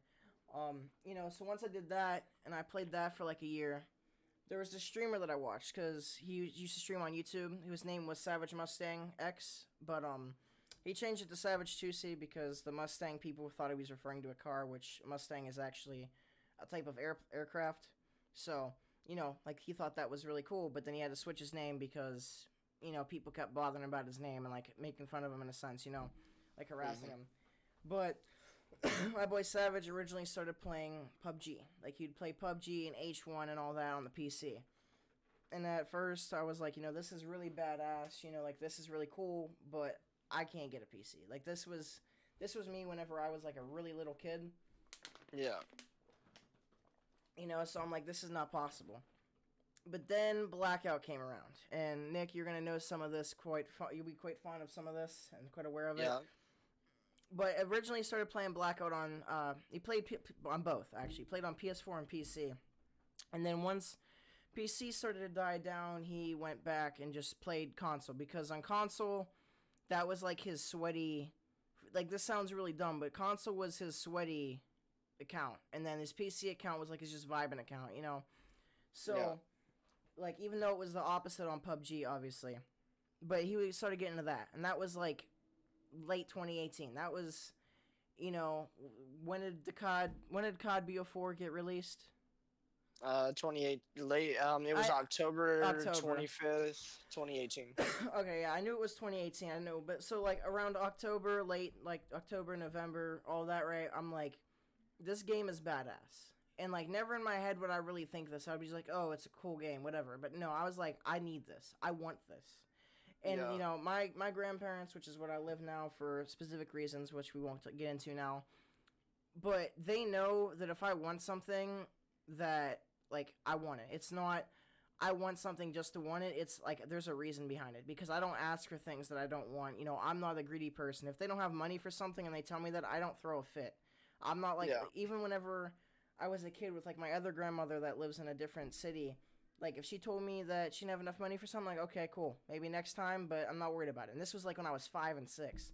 And I even, one time, I heard someone in the next row at, like, a Kmart. They were same age as me, and they were crying and throwing a fit because her mother didn't have the money for the thing. I was telling her, I'm like, if she doesn't have the money, like, why are you giving her a hard time about it? That's what I'm telling my grandmother about the kid next aisle. You know? So that's the type of person I was. I'm not going to ask for something and then not use it or not want it. You know, like, if I want it, they're going to get it for me just for that fact that I'm understanding, you know? So, I'm like, I want a PS4. And I want a PS4, and like, I did all my research about the PS4 versus the Xbox One, and, you know, I did the whole thing, and, like, that was right whenever Xbox Live came out where you needed to pay for it, you know? And they had the exclusivity on PlayStation. Yeah. So I seen, you know, like, okay, well, back in the day, you didn't need Xbox Live, so that would be a reason to, you know, get the Xbox, but now it's the same, and, you know, my buddy is on the PS3, gonna be on the PS4 anyways, so, like, you know, I'll go with the PS4, right? Because I think a lot of people that started on the 360 go to the PS4. I think that's, like, a proven fact. You know, Yeah, well, because I think the 360 was better than the PS3. it I think was. most people who was like I personally was I played both. Hmm. But I think most people who were on the PS3 were there because like it was free to play online. You didn't have to pay for, Yeah, the that's membership. that's why. That's another reason is because of the controllers. Because 360 controllers are damn near indestructible. But Yeah. yet, these things right here, mind you, I have the PS4 pedals, so that's a little bit different. But these things right here, these bitches break, okay? The L3 goes out damn near instantly. It's They a whole decided mess. to do it. Yeah, it's like a whole $65 every like 6 months. So that's beside the point. That's a side rant there.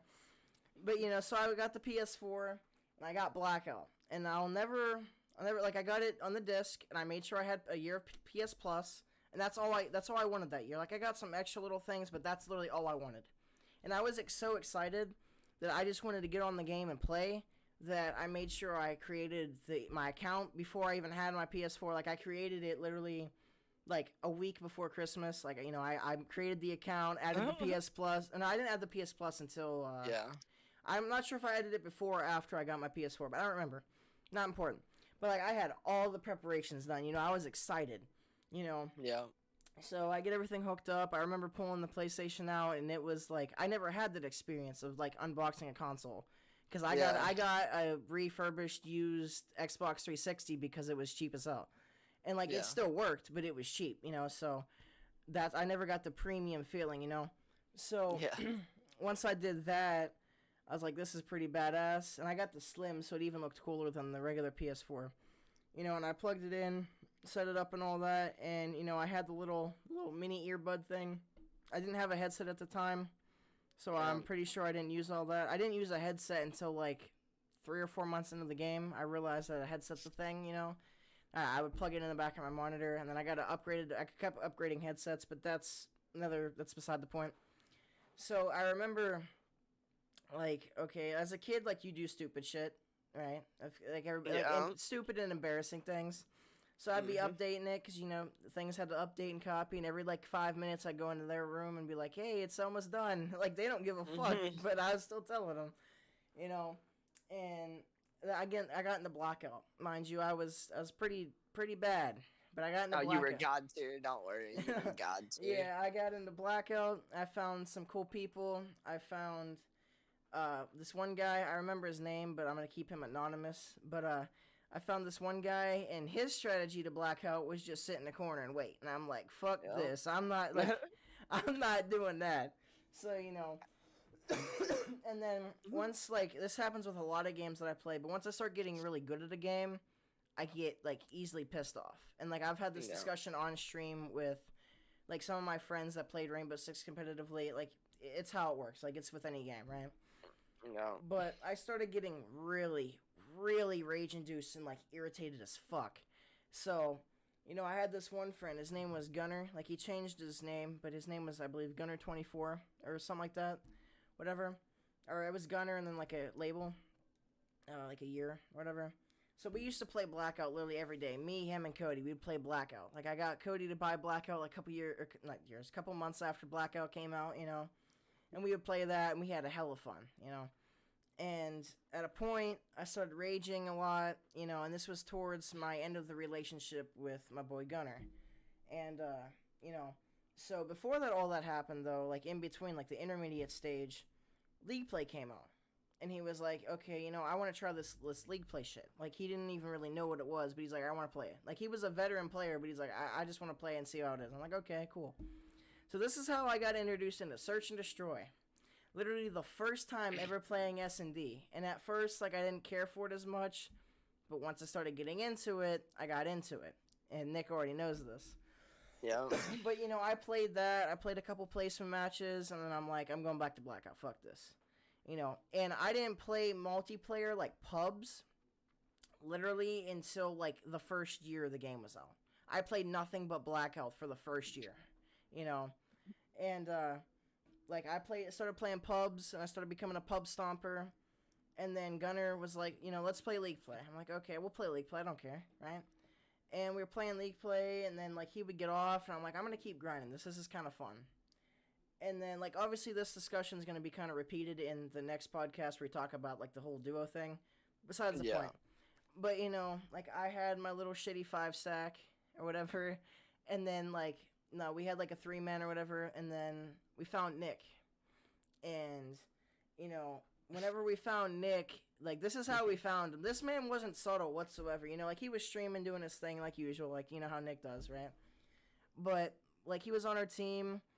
And it was S&D on Arsenal. Okay, this is the match that we met. I remember this. It was S&D and Arsenal, and this man had the Paladin. And if you follow Nick on his YouTube, you know that if he has a Paladin or any type of sniper, he's going for that first blood.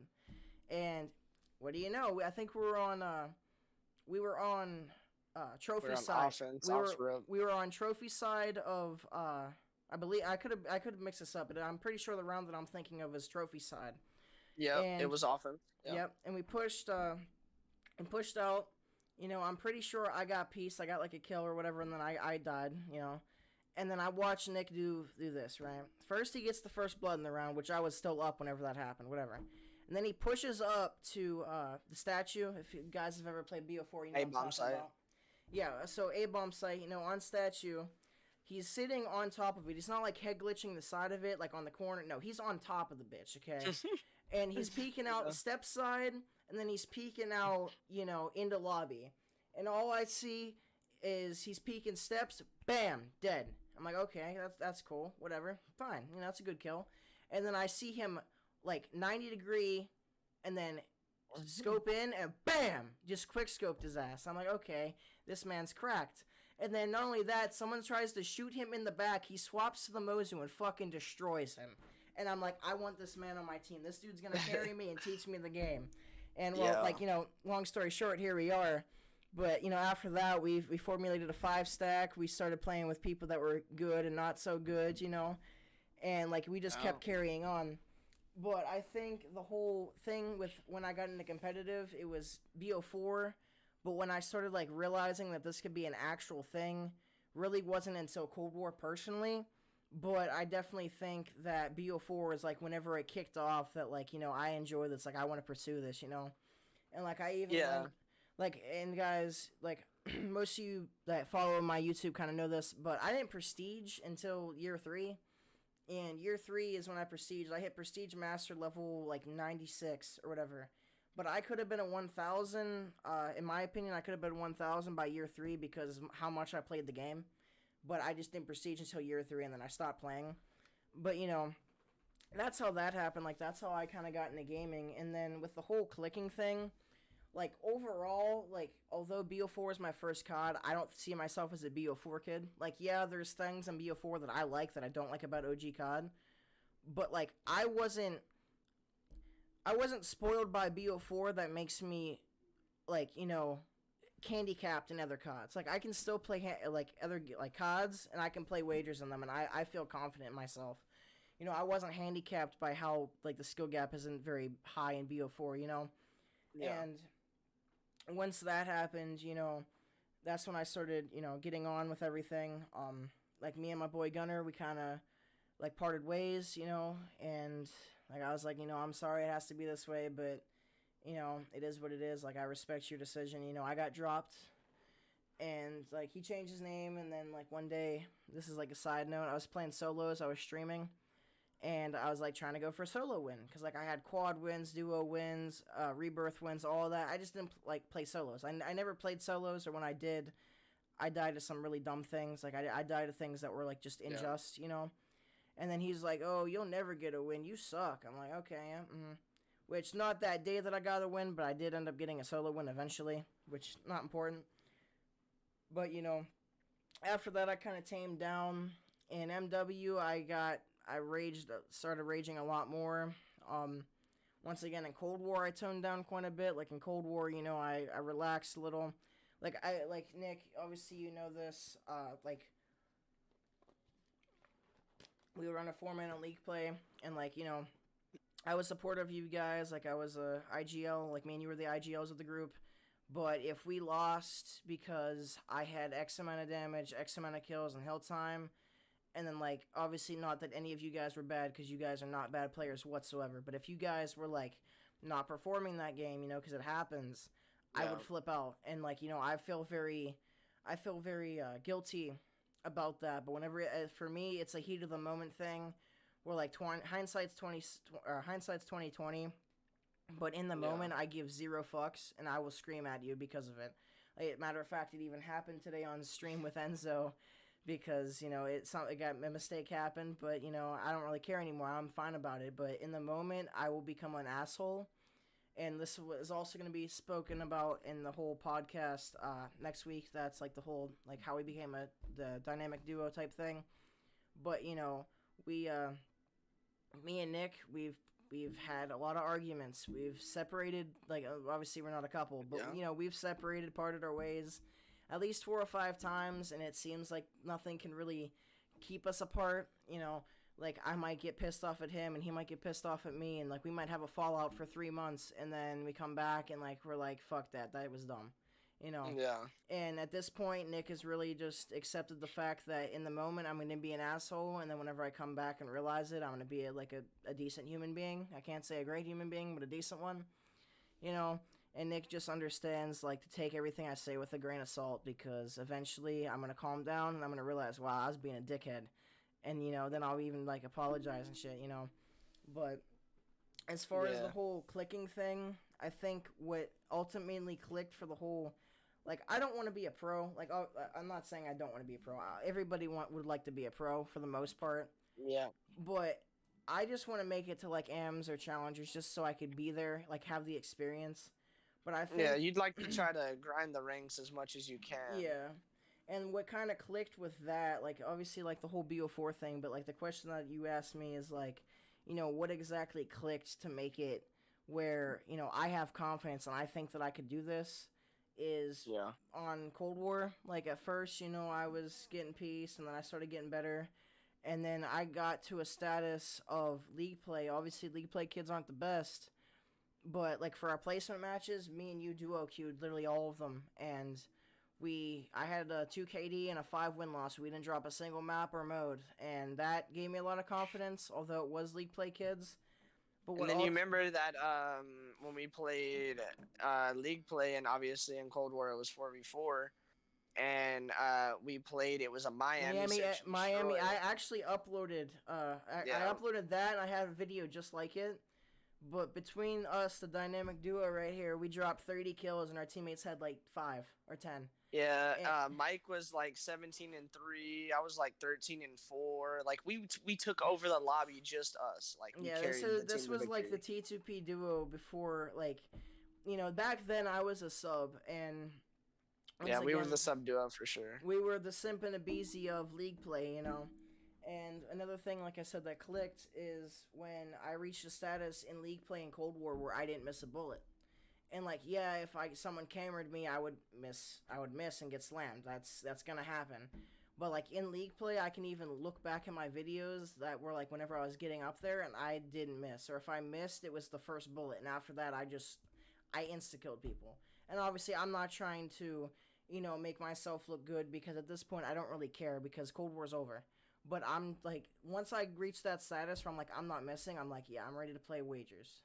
And me and my boy Jon Snow over here, he's probably in the podcast stream. However, like, he's not in the podcast right now, but I'm pretty sure he'll be willing to join here shortly, in the couple future podcasts. However, yeah, we'll get him on for sure. Yeah, me and him played wagers, and like, not gonna lie, we didn't really win many games, but we won maps. And the reason why we won maps is because we weren't on a 300 ping host. And I'm not complaining of ping itself, but for our matches, literally back-to-back matches that were best of 3s, we would get put on a 300 ping host and connection interrupted. And like, we would contact the refs, but basically there was nothing they could do about it. It wasn't their fault. But like, even though the kids were NA, like, they were console.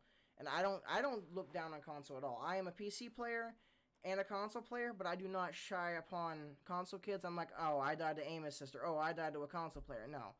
Like, I think that a lot of console players are better than PC players. That just PC players have a lot of the advantages, But at that time, like the whole me and Nick being a duo, that was a PS4 up until January of this year, and even then I didn't play COD on the PC until like another month or two. So like that wasn't the whole thing. Like that wasn't me just having an advantage over everybody else. But Yeah. the whole And real quick, I do want to throw in back when you were talking about the BO4 stuff. Um, year three, when you same around the same time when you grinded out and got the Prestige Master, um, with a little bit of me convincing him, he finally went through and grinded out Dark Matter on yeah, I forgot BO4. all about that. But yeah, And yeah, I was proud of him for doing that. You know, me being a camo grinder, I had to tell my boy, you know, like, bro, you look like a bot running around here. No dark matter. You're way too damn Facts. good to not be having the shit. So he finally grinded it out and got it, and you know, it was good because I'm a camo grinder. It made sense for me to tell him to get it, and he wasn't the biggest fan of it for the longest time, but after he got it, he kind of appreciated it more. Yeah, like So you don't really like it until you get it. But one thing that Nick, I don't know if you remember this or not, but like not only did I go back on BO4 and I grinded for Dark Matter, and it wasn't really the year 3 that I didn't like the camo and I was just bored. It was that up until year 3 I thought the camo looked horrible. And then I've seen yeah, people use it and I'm like it's starting to grow on me cuz I'm bored of all of the yeah. camos that I have, even though I have like 150 camos because of supply drops and all those reactive camos, which are cool. Don't get me Yeah, wrong. there was so many like really good reactive camos in that game. I think some of the best camos were in BO4 personally. But Yeah, and once I did that, I'm like I kind of want Dark Matter, you know, because Dark Matter it's like a status thing. It's also a sense of accomplishment, and it's it's just like like bragging rights. it's exactly it's bragging rights. You know, it's all of that. Another thing was, I don't know if you remember this, but not only did I go back and get Dark Matter on BO4 and get Prestige Master on BO4, I also went back on BO3 and started from Yeah, zero to everything and grinded Dark Matter on that, and even got, I believe, a DLC weapon Dark Matter as well. And I yeah. know you're jealous about this because you know exactly what I'm going to The say. The XMC. XMC, I still need to get that Dark Matter. However, Yeah, with, active camo hackers and modders, it's kind of not really playable anymore, which is sad to see. But, yeah. you know, like, not only Damn good that, game. but on BO4, like, the first 2 years, Nick, you can 100% agree with me because you know this. Like, not only did I not like Dark Matter, I really liked Diamond. And they were like, oh, just get Diamond in Yeah, every gun. And I was like, well, I don't really care about certain classes. I just want SMGs and ARs. And at yeah, first, I just wanted SMGs, and I'm like, you know what? Fuck it, I'll go get ARs too. Or I think it was vice versa. I'm not sure. But also, yeah. chat, Something like that. something that I also did that was unorthodox is for Diamond ARs, I got the like the Diamond DLC weapons before I got Diamond. Like I got gold on the DLC Yeah, weapons. I told him, I was like, bro, what are you doing? You grinded out. Like I was like, you're making it harder on yourself. You're Because grinding out those were DLC those were weapons two of the guns that like that you those wanted. that I The love. Peacekeeper, and what was the other one? It was the SWAT Yeah, RFT, you yeah, know, that's it. and like it was really nice unlocking it. I even had a couple streams on it, and once I started unlocking like these camos, that's when I kind of got a lot heavier into the YouTube. Like Yeah, before, I would just like clip on the PS4 and then upload it, and I didn't trim it, didn't edit it, nothing like that. But then same. I started going into Share Factory. Like I would have like a BO4 gameplay where I go like 30 and 5, and I'm like, yeah, I'm uploading this, you know.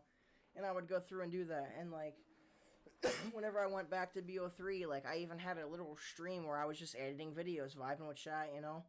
And I started getting really a sense of pride in editing videos, and I started making montages. Like guys, if you want after the video's over, you can look in the description and you can look at my channel. Like you could look in the links of the Blind Rage video channel itself because this is on my main channel.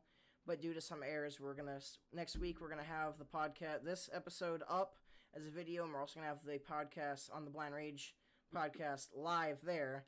But you guys can look at our channels and see what we've done and like how we've progressed, you know. And Yeah, and I think at some point, Mike, little side note here, I think at some point we should try to get the podcast on, you know, where you can like that way. any place that people can find their podcasts. That way, if like they like to watch their podcasts on, like Spotify whatever, or SoundCloud or Spotify, whatever. Yeah, SoundCloud, wherever, like if we can Spotify is a little eventually try to difficult, get but yeah. if we can eventually try to get the podcast just on as many platforms as Hmm. possible to help get it out there. Obviously, starting out, it's going to be primarily on YouTube, but our goal is to eventually get the podcast everywhere you can find a podcast, just to be able to help you guys out to let the not just our numbers get better, but just to help grow the community and help just spread the not just the news but just the entertainment, just Hmm. have come here, have a good time with you guys, and just vibe out and just have a good conversation for a few hours. As a side note, like I'm still gonna get into my story a little bit here. Like I don't want to progress. I don't want to elongate everything, but I kind of made a lot of it out because I feel like it's necessary, just because of my story as well as like the actual podcast itself. Yeah. I didn't put it in the title today, so those that are confused, that's why. However, the reason why, as you can see, like I'm looking over to the left and I can see the chat, but I'm not really interacting with it, is because it is a podcast. It's not like if you look at PKA, like they see everything and they might look at it, but they're not gonna like interact, because at that point it becomes a live stream that's just a VOD. It's not like an actual podcast. But Yeah. but yeah, as well as like like Yeah, we're not like the flank out here. yeah, we're gonna keep upgrading and like working out the kinks. Like, although the whole iPad situation's working, actually it's kind of sucks because now I'm gonna have to figure out what I'm gonna do with the face cam that I sent you. But we'll figure out something. We'll figure it out. But we got a new webcam for Nick coming in because your boy had to hook him up. For sure. And like we're trying to like upgrade everything as much as possible. I'm gonna start upgrading my PC. I'm gonna try to become more consistent. And I can probably figure out an adapter to be able to plug in potentially. Yeah, we'll see. That's a possibility. Like we could also try to get your computer to work a little bit better, but I don't know why it's geeking out like that, to be honest. Actually, now that I think about it, though, the only problems we were having initially was on your end.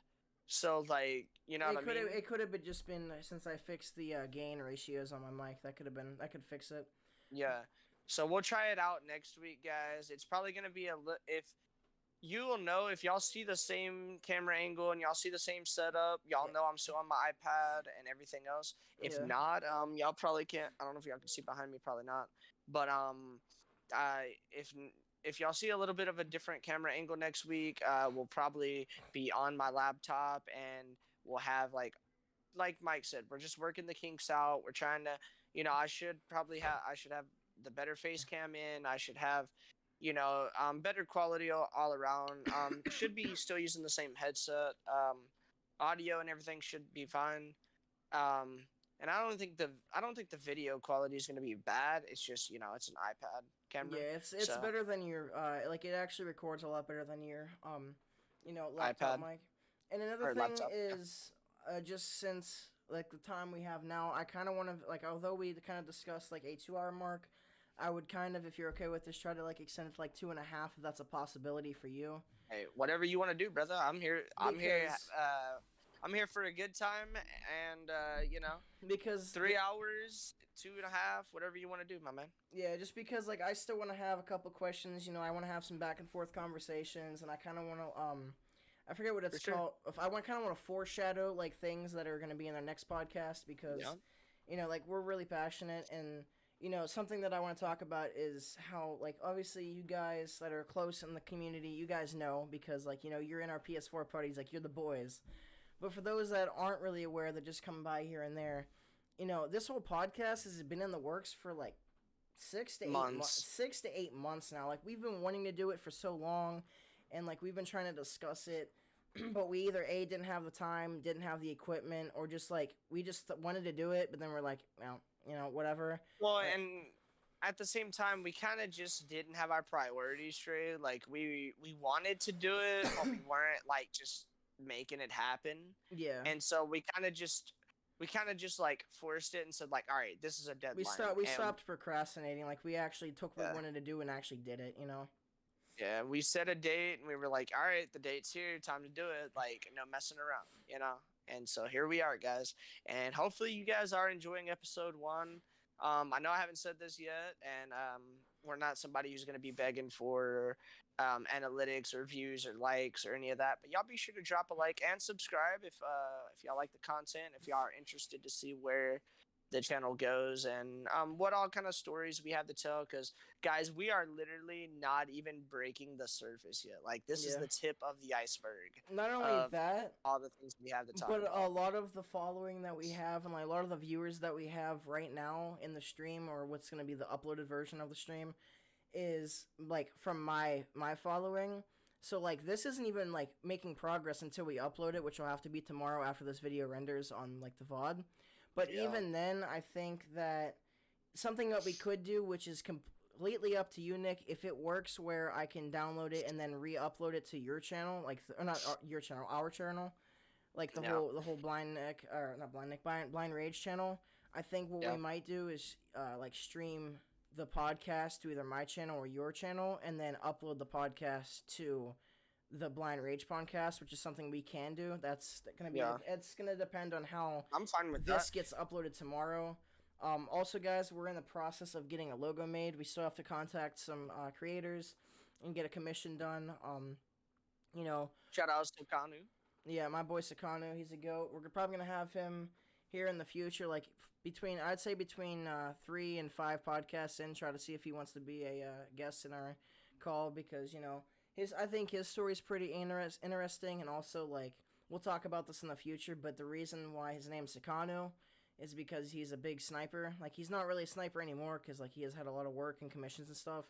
But his Sakanu is an acronym which stands for Snipers Only Clips Are Not Usable, which I thought was kind of cool, and it's kind of like passionate in a sense.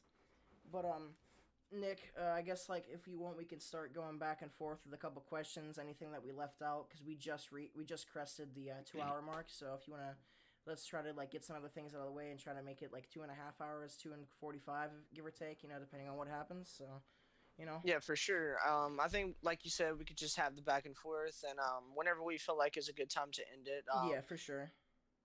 Yeah, that we can make that work. But I'd say, um, as far as me, as far as the questions that I have for you, I would say there's definitely one that I was thinking of a minute ago. As far as the whole blackout grind and just all Mm-hmm. around BO4, Mm-hmm.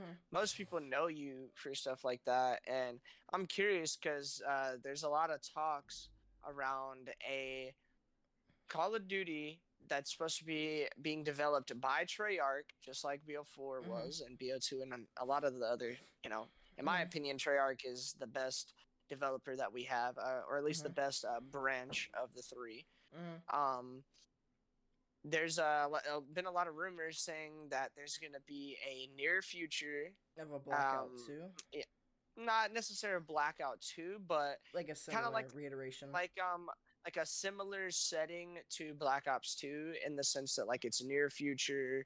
It's got that arcade Mm-hmm. style with the art style and like just how it is all around just arcade style. Mm-hmm. And what's your thoughts on that? Like do you think it'll be if it's similar to BO4 and it's like imagine BO4 similar to like Black Ops 4, Black Ops 2 with Mm-hmm. that art style and like Mm-hmm. that pacing and just how overall like how those games felt. Mm-hmm. If you think that is something that could bring a lot of people back and like could revive the Call of Duty community and like the just the COD scene in general. I have two opinions on this. There's my personal opinion, and then what I think that how the community is going to respond. I guess I'll go with my opinion first. As of like a BO4, BO2 type game, I think that would be like amazing in my opinion, because okay, disclaimer, I haven't played BO1, but every Treyarch game that I've played, I've loved. Like Black Ops 3, I wasn't the most keen on the whole jetpack thing. I know you weren't either, because like with your disability, it's kind of Yeah. hard when they're just like bouncing on kangaroo sticks. But Yeah. but I think that as a personal note, I think depending on how the TTK is, because Black Ops 2 is rather quick and BO4 was rather extended.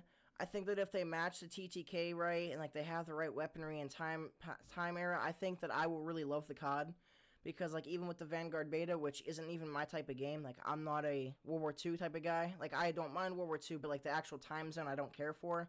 I rather do like the Yeah. history on it rather than the actual game.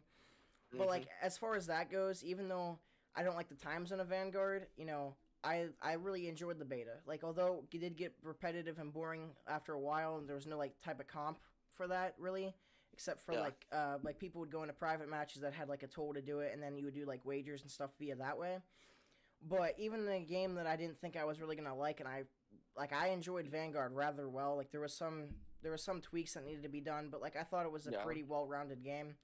Considering that, I think that if they make a hybrid of BO2 and BO4, as long as they get the right criteria, like they don't make the TTK super slow or super quick, you know, and they get like the whole gunplay and all that well, if they just copy and pasted BO2 but with like maybe a higher TTK and a little bit upgraded graphics, but like still the type of style, I think personally I would absolutely love the game, and I would really want to pursue the competitive scene on that as well, even though I want to pursue the competitive scene every year.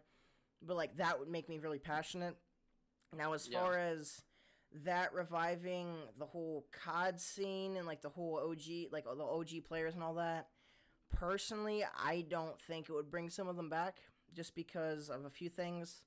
The first thing would be that with the community now, like the community on BO2, BO1, MW2 and all that.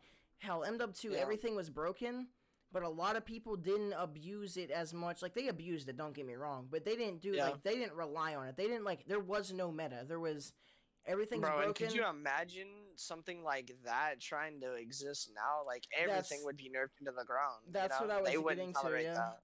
Yeah, like kids nowadays, they're accustomed to what they say they get really, and they wouldn't stand a minute in like a Yeah. MW2 lobby, let alone an MW2 game chat lobby. Hell no. But Yeah. like I think that the OG players, they're gonna want it to be good. Like I know you and Dust and all them, if they make that you're gonna want to love it because it brings back nostalgia. It Yeah. makes you feel good inside, but I don't think it's going to revive the OG players because of the fact of the community. Even if the game is top tier, like they could remaster BO2 right now and put it out there, and the community would be cancer. Yeah. And I'm not trying to say that lightly, and I know it's kind of disrespectful. However, that's how it would be. Like everybody would complain about things being broken. People would abuse things that we never like used. Like back in the day in competitive, like literally Pro League, was it Zuma that ran around with a M870 and went on a 25? Was it Zuma or was it someone else? Karma. Karma. Yeah, back in the day in Pro League, people were running around with shotguns, but they didn't ban them because they weren't broken. You know, Yeah. now Well, like it was broken, but at the same time, it was like a the low competitive concentration. was on a whole nother level. Like you were able to use like a Scorpion Evo, like all The kinds of Evo crazy was stuff. got Evo Vector. I love those M27. I love those guns. But Yeah.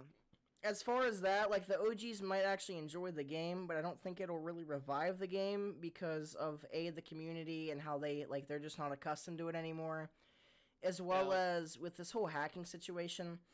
I play on PC and I haven't really ran into many hackers myself, but like if your skill based bracket is really high, you're gonna run into hackers all the time. And look at Warzone. Like I'm not a big Warzone player, but I do play Rebirth and I do enjoy myself and have a good time. And I Yes, think that sir. I think that in Rebirth you don't find too many hackers, but if you go into Verdansk, you're bound to find one. You Yeah. know, and it's just they didn't add an anti cheat not because of the community. The community wanted it, obviously, but they didn't care. They wanted what's going to bring in the most money. You know, And they claimed something like they couldn't do it with the current application that it had. So like they said something like with the current application of Modern Warfare and the way it was, they couldn't add the anti cheat. So they claimed that's why they did it going into Vanguard.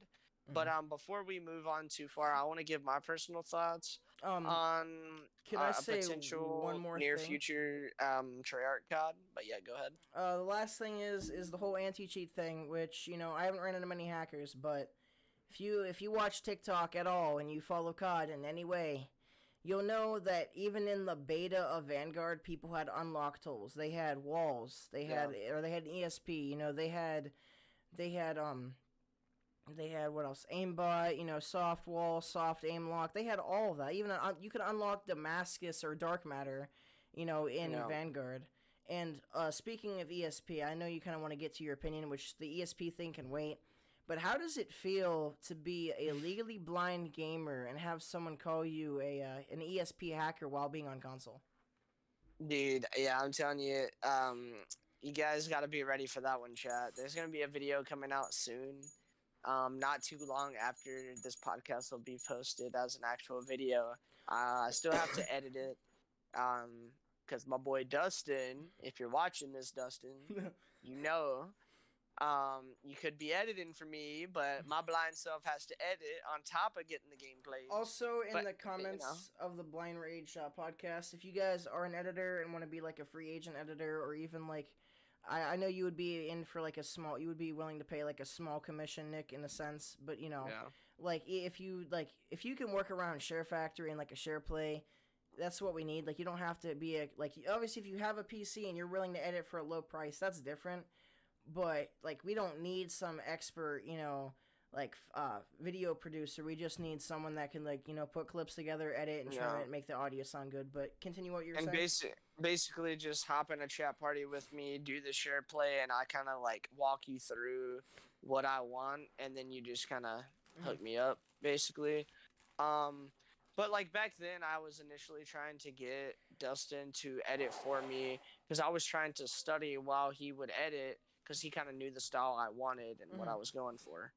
Um, but as far as like a near future Treyarch COD, I think that would be really good. I think that would help a lot.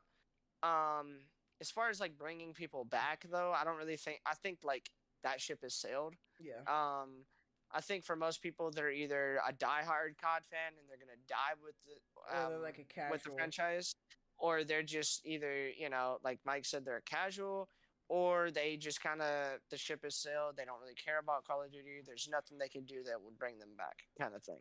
And Um, I would say obviously I love the idea of it. I'm going to be playing regardless, so them making a really good Call of Duty benefits me tremendously, not just for content wise, but also for just all around enjoyment when it comes to playing the game.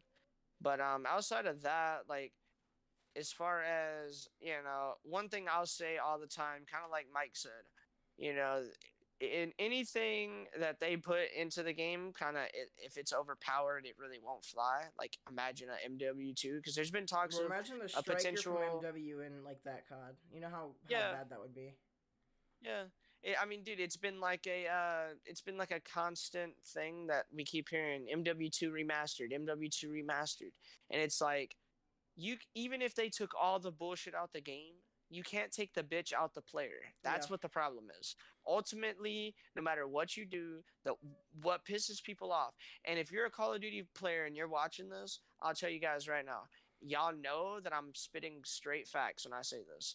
It is not about I'm pissed off for this reason or that reason. It's genuinely 95% of the time, the reason you're going to be pissed off is because a kid's ratting out in a corner, a kid's using something that's overpowered and annoying, Or or like an like all exploit. around it's just Yeah. their play style, or they're full blown cheating. All of these are things that the person went out of their way to do. Like they didn't just play the game to play the game. They had to sit in a corner the entire time, or they had to literally use cheats or something to that effect. In other words, what I'm saying is it is the other community, these people who play and just sit there and don't move, or these people who want to promote these horrible play styles that drive people insane. And basically the community, it's like AIDS. You kill one person by camping in a corner, then they go and camp in the corner, and then it's Yep. just a That's like everlasting hardcore with effect. shotguns. Literally, that's what it is. Hardcore in a corner with a shotgun. Boom. Yeah, and so it becomes this whole thing to where like now the whole community is just toxic, and it's like we get pissed off and we want to blame the developers and we want to blame just how the game sucks or whatever. But it's like if you look back in the day, these older Call of Duties that we say are the best, MW2, everything was broken and overpowered. But people didn't BO2, complain about it because they were literally battle a shit hardened. ton of like a shit ton of things in Black Ops 2 were overpowered. MW3 a lot was overpowered. Like that's how these games were, but like people complained about it, but it was nowhere near to the extent that it is now. And I don't know, like I just feel like the community is what ruins it, and in a sense, like there's nothing they can do, even if, like you said, even if they remastered BO2 or MW2, like if they bring back what the community says is the greatest games of all time, they would still have some kind of a problem with it. But it's not the game itself, it's who's playing it. Yeah. And I think a lot of people don't realize like that's the actual problem. A couple things to add to that. A few things, I guess. The first, although, like I said, I'm not an OG player. I'm not a super experienced player. You know, I started on BO4 because I'm not going to count BO2 against bots. Although, like, I enjoyed BO2 a lot, and I love the mechanics of the game. Even, like, I came back and played BO2 Plutonium, and it was really fun. I didn't change just because it was online. However, although I have less experience than a lot of players, although I do bitch a lot, Nick can advocate, like, I complain a shit ton. There's not going to be a single game or a single day where I don't complain about something. I think that, even at that point, there is the still, like, although you could take all the bullshit out, there's someone's going to bitch about something. You know, like, it could be the best game ever, the best analytical game, everything, you're going to bitch about something. That's how the COD community is. And personally, I think ever since COD started catering to those bad players, the bad players get their way. You know, like with skill-based matchmaking, I'm not entirely against it. Like, I don't think it's good. I don't think it should be in pubs, but I don't mind it in a sense that, you know, first of all, like for the bad players that are like have a disability, I'm fine with that because that's like the protected bracket. I understand that. For the middle tier bracket, you know, those people that like want to sit in a corner, you know, like they want to play their way. They want to, you know, camp with a claymore and a bouncing Betty and a shotgun, you know, do your thing, but you're going to be doing that against other players. So I don't mind skill-based matchmaking in the sense of, you know, it benefits us from not getting in lobbies like that if we're going up against tryhards. But that also makes it that the players in that lower bracket that are playing the way we do, like a good player, like a normal human being, not like this creature that's just chilling in a corner like a crab, you know, an actual player that, you know, knows how to play the game and all that and uses their game knowledge that just dies to that, that's like someone that we could be playing up against or even play with that's cool, or like, you know, that has the same idea of us. So, you know, I feel like that although we're going up against tryhards and they're going to be using meta weapons, of course, so it feels like a scrim every single game. There's a couple pros to that. You know, you know, people that do that, you know, like it feels like a scrim, don't get me wrong, but for me being a competitive player and you playing a lot of league play and you actually did some GBs and you kind of want to do wagers here and there, you know, I think that I agree with what Quick said, but I'm trying not to interact with chat, but you understand what I'm saying.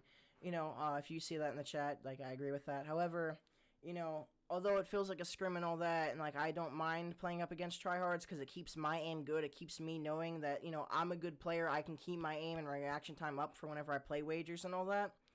I also feel like there's the casual aspect is gone unless you reverse boost. Mind you, I'm not for or against reverse boosting because those content creators, I don't blame them because they have to make money somehow. That is their career. So I think they should just, you know, make it blatantly like a disclaimer in the video. Like, obviously, you know, because they're not going to get a gameplay 150 kills with a non-meta weapon against good players. That's just not going to happen.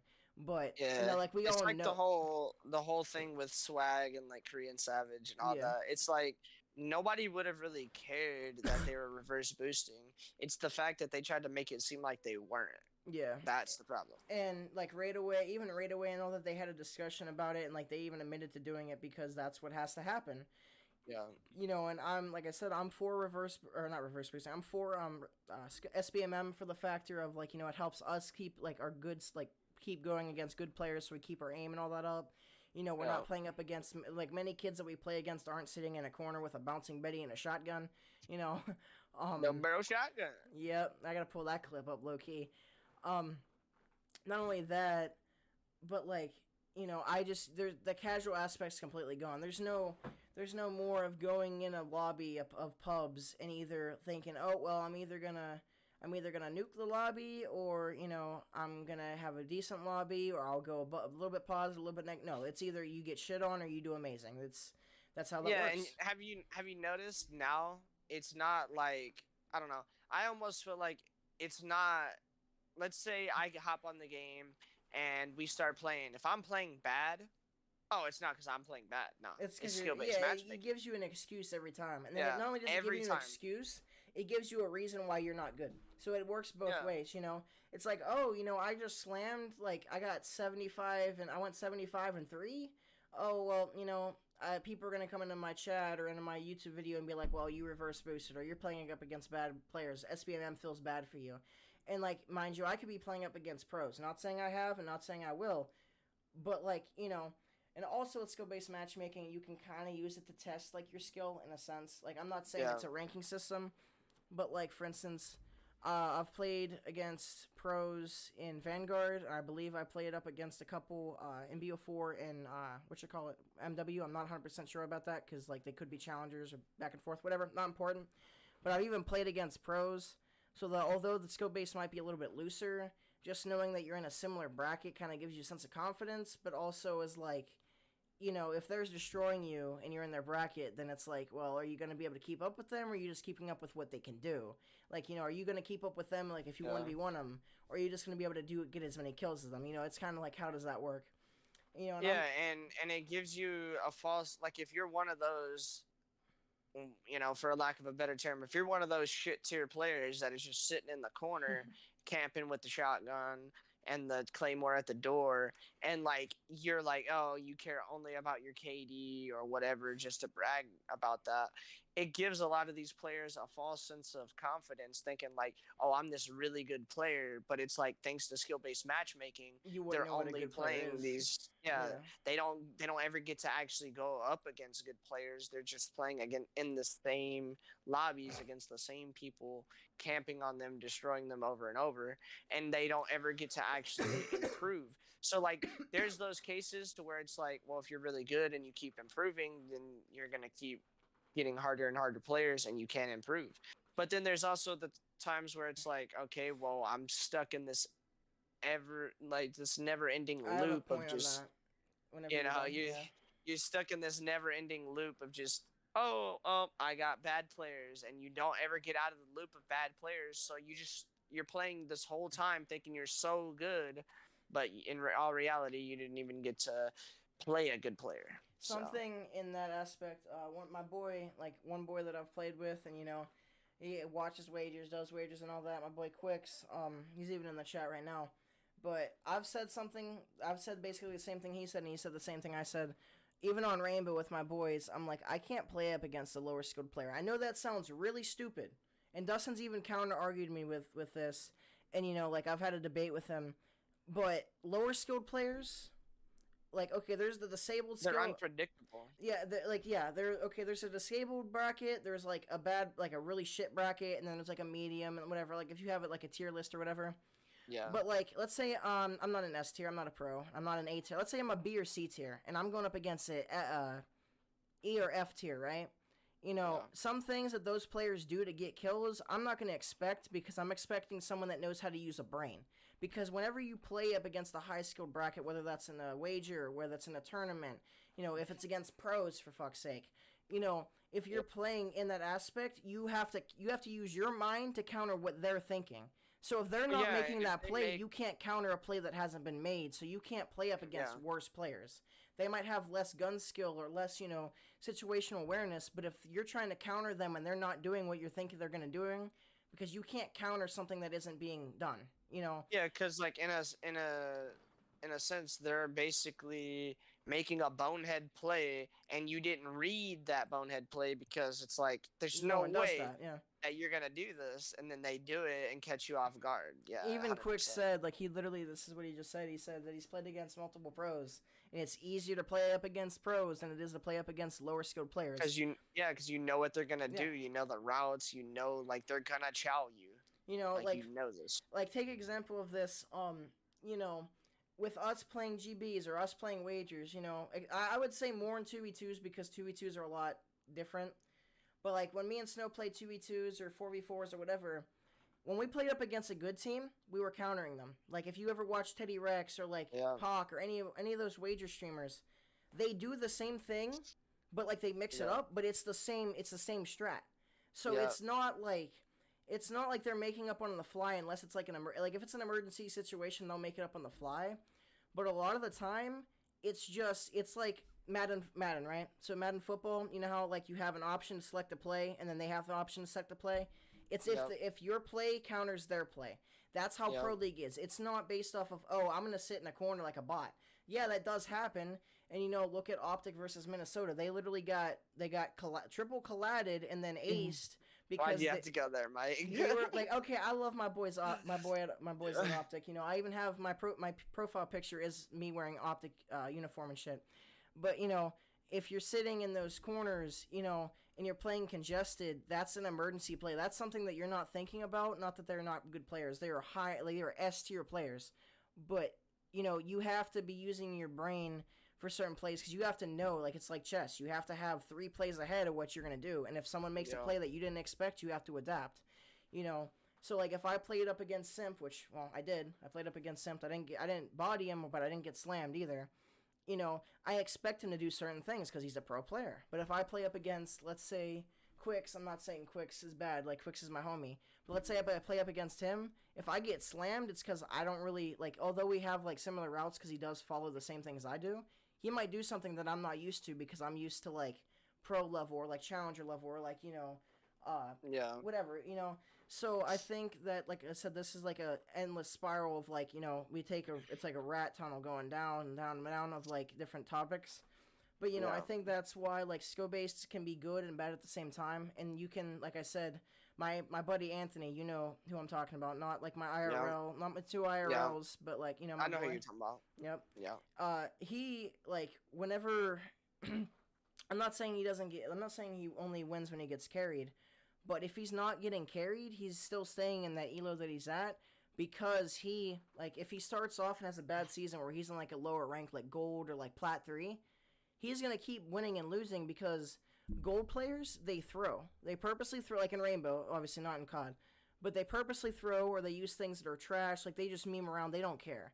Or if they do care, they're playing like a complete rat. Like, I've lost 1v1s in Rainbow to a silver and like a copper because they play, like, they do things that humans do not expect. do. Creatures might do, but humans do not do, So, although I think it's good and bad, I feel bad for the players that are in the endless loop, Or like if you solo queue in League play, right?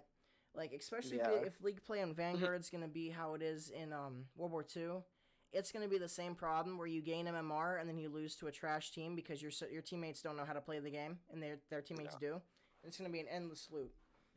Well, I'll say this. This is another thing that I think would, on the whole, like, near future Treyarch game, I think, like, no matter what they did, the problem is like, we're never going to get to see a new game without skill-based matchmaking. It's not going to be, it's not going to be a thing.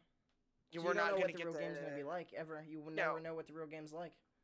Yeah, so we're not going to ever get to really have that same like Black Ops 2 experience. Yeah. Just because you can't get the same lobbies and stuff like that. Plus the lobbies dispatch after, so like even if you had a good lobby and like even if like not even for like the whole pub stomping aspect, but even for the aspect where it's like like maybe there was a guy on the enemy team and like you were really cool with him and you wanted to add him and all that, but you didn't remember his name.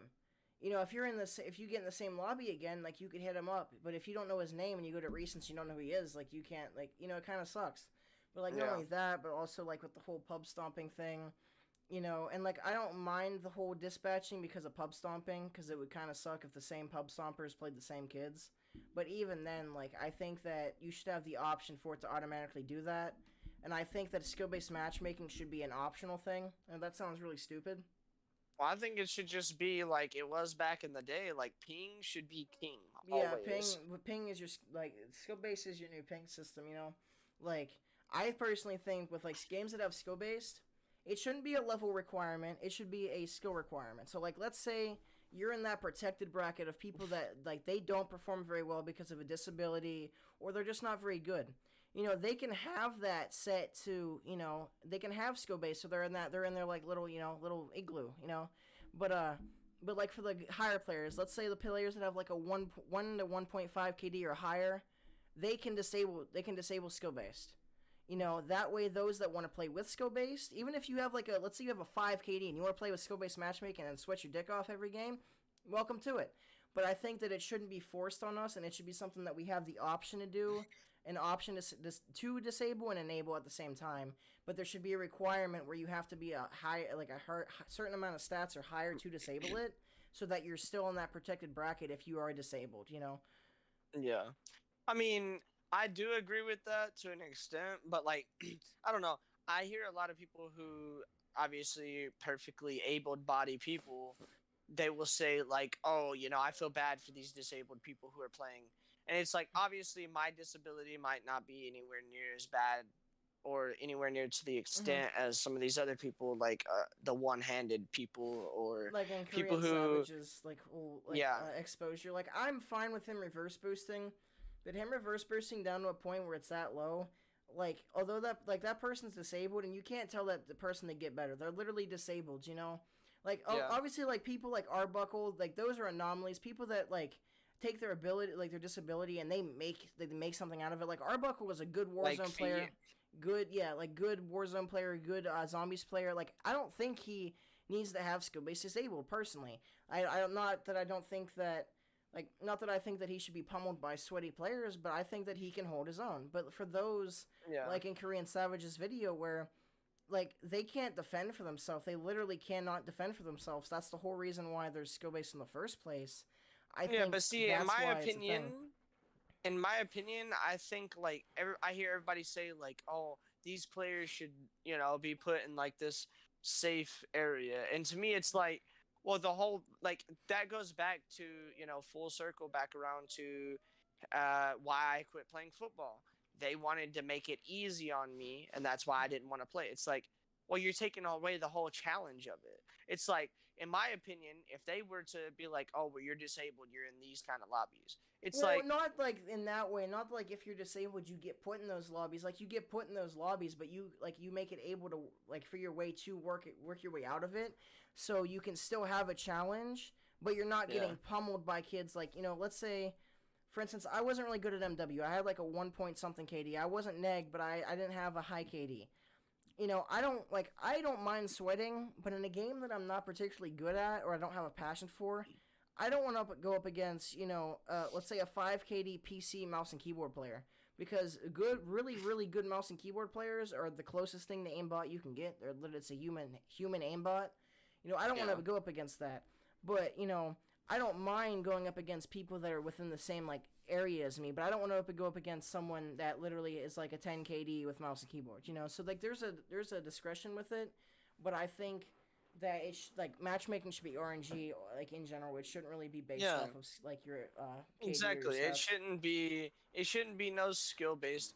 The reason why I think back in the day it was so good is because not only was ping king, so like ping was king, and you didn't have to worry about lag or playing people from a whole different country. Even You this, didn't have to worry about any of that. But it was great because of how random it was. Like yeah, you literally, you could some get game. hosts for one map and then get put on the opposite hosts, and Yeah, even with that, like although it was ping based matchmaking, even the players that were at a disadvantage, the better players would almost always win. Even if you're at a disadvantage, the better player would always win for the most part.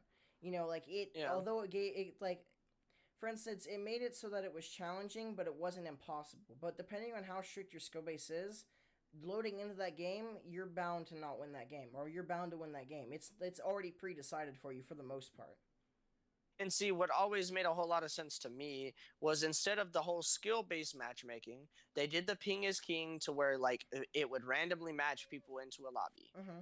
And as long as, they were close to your area and like everybody had good connection and all that, that's what mattered.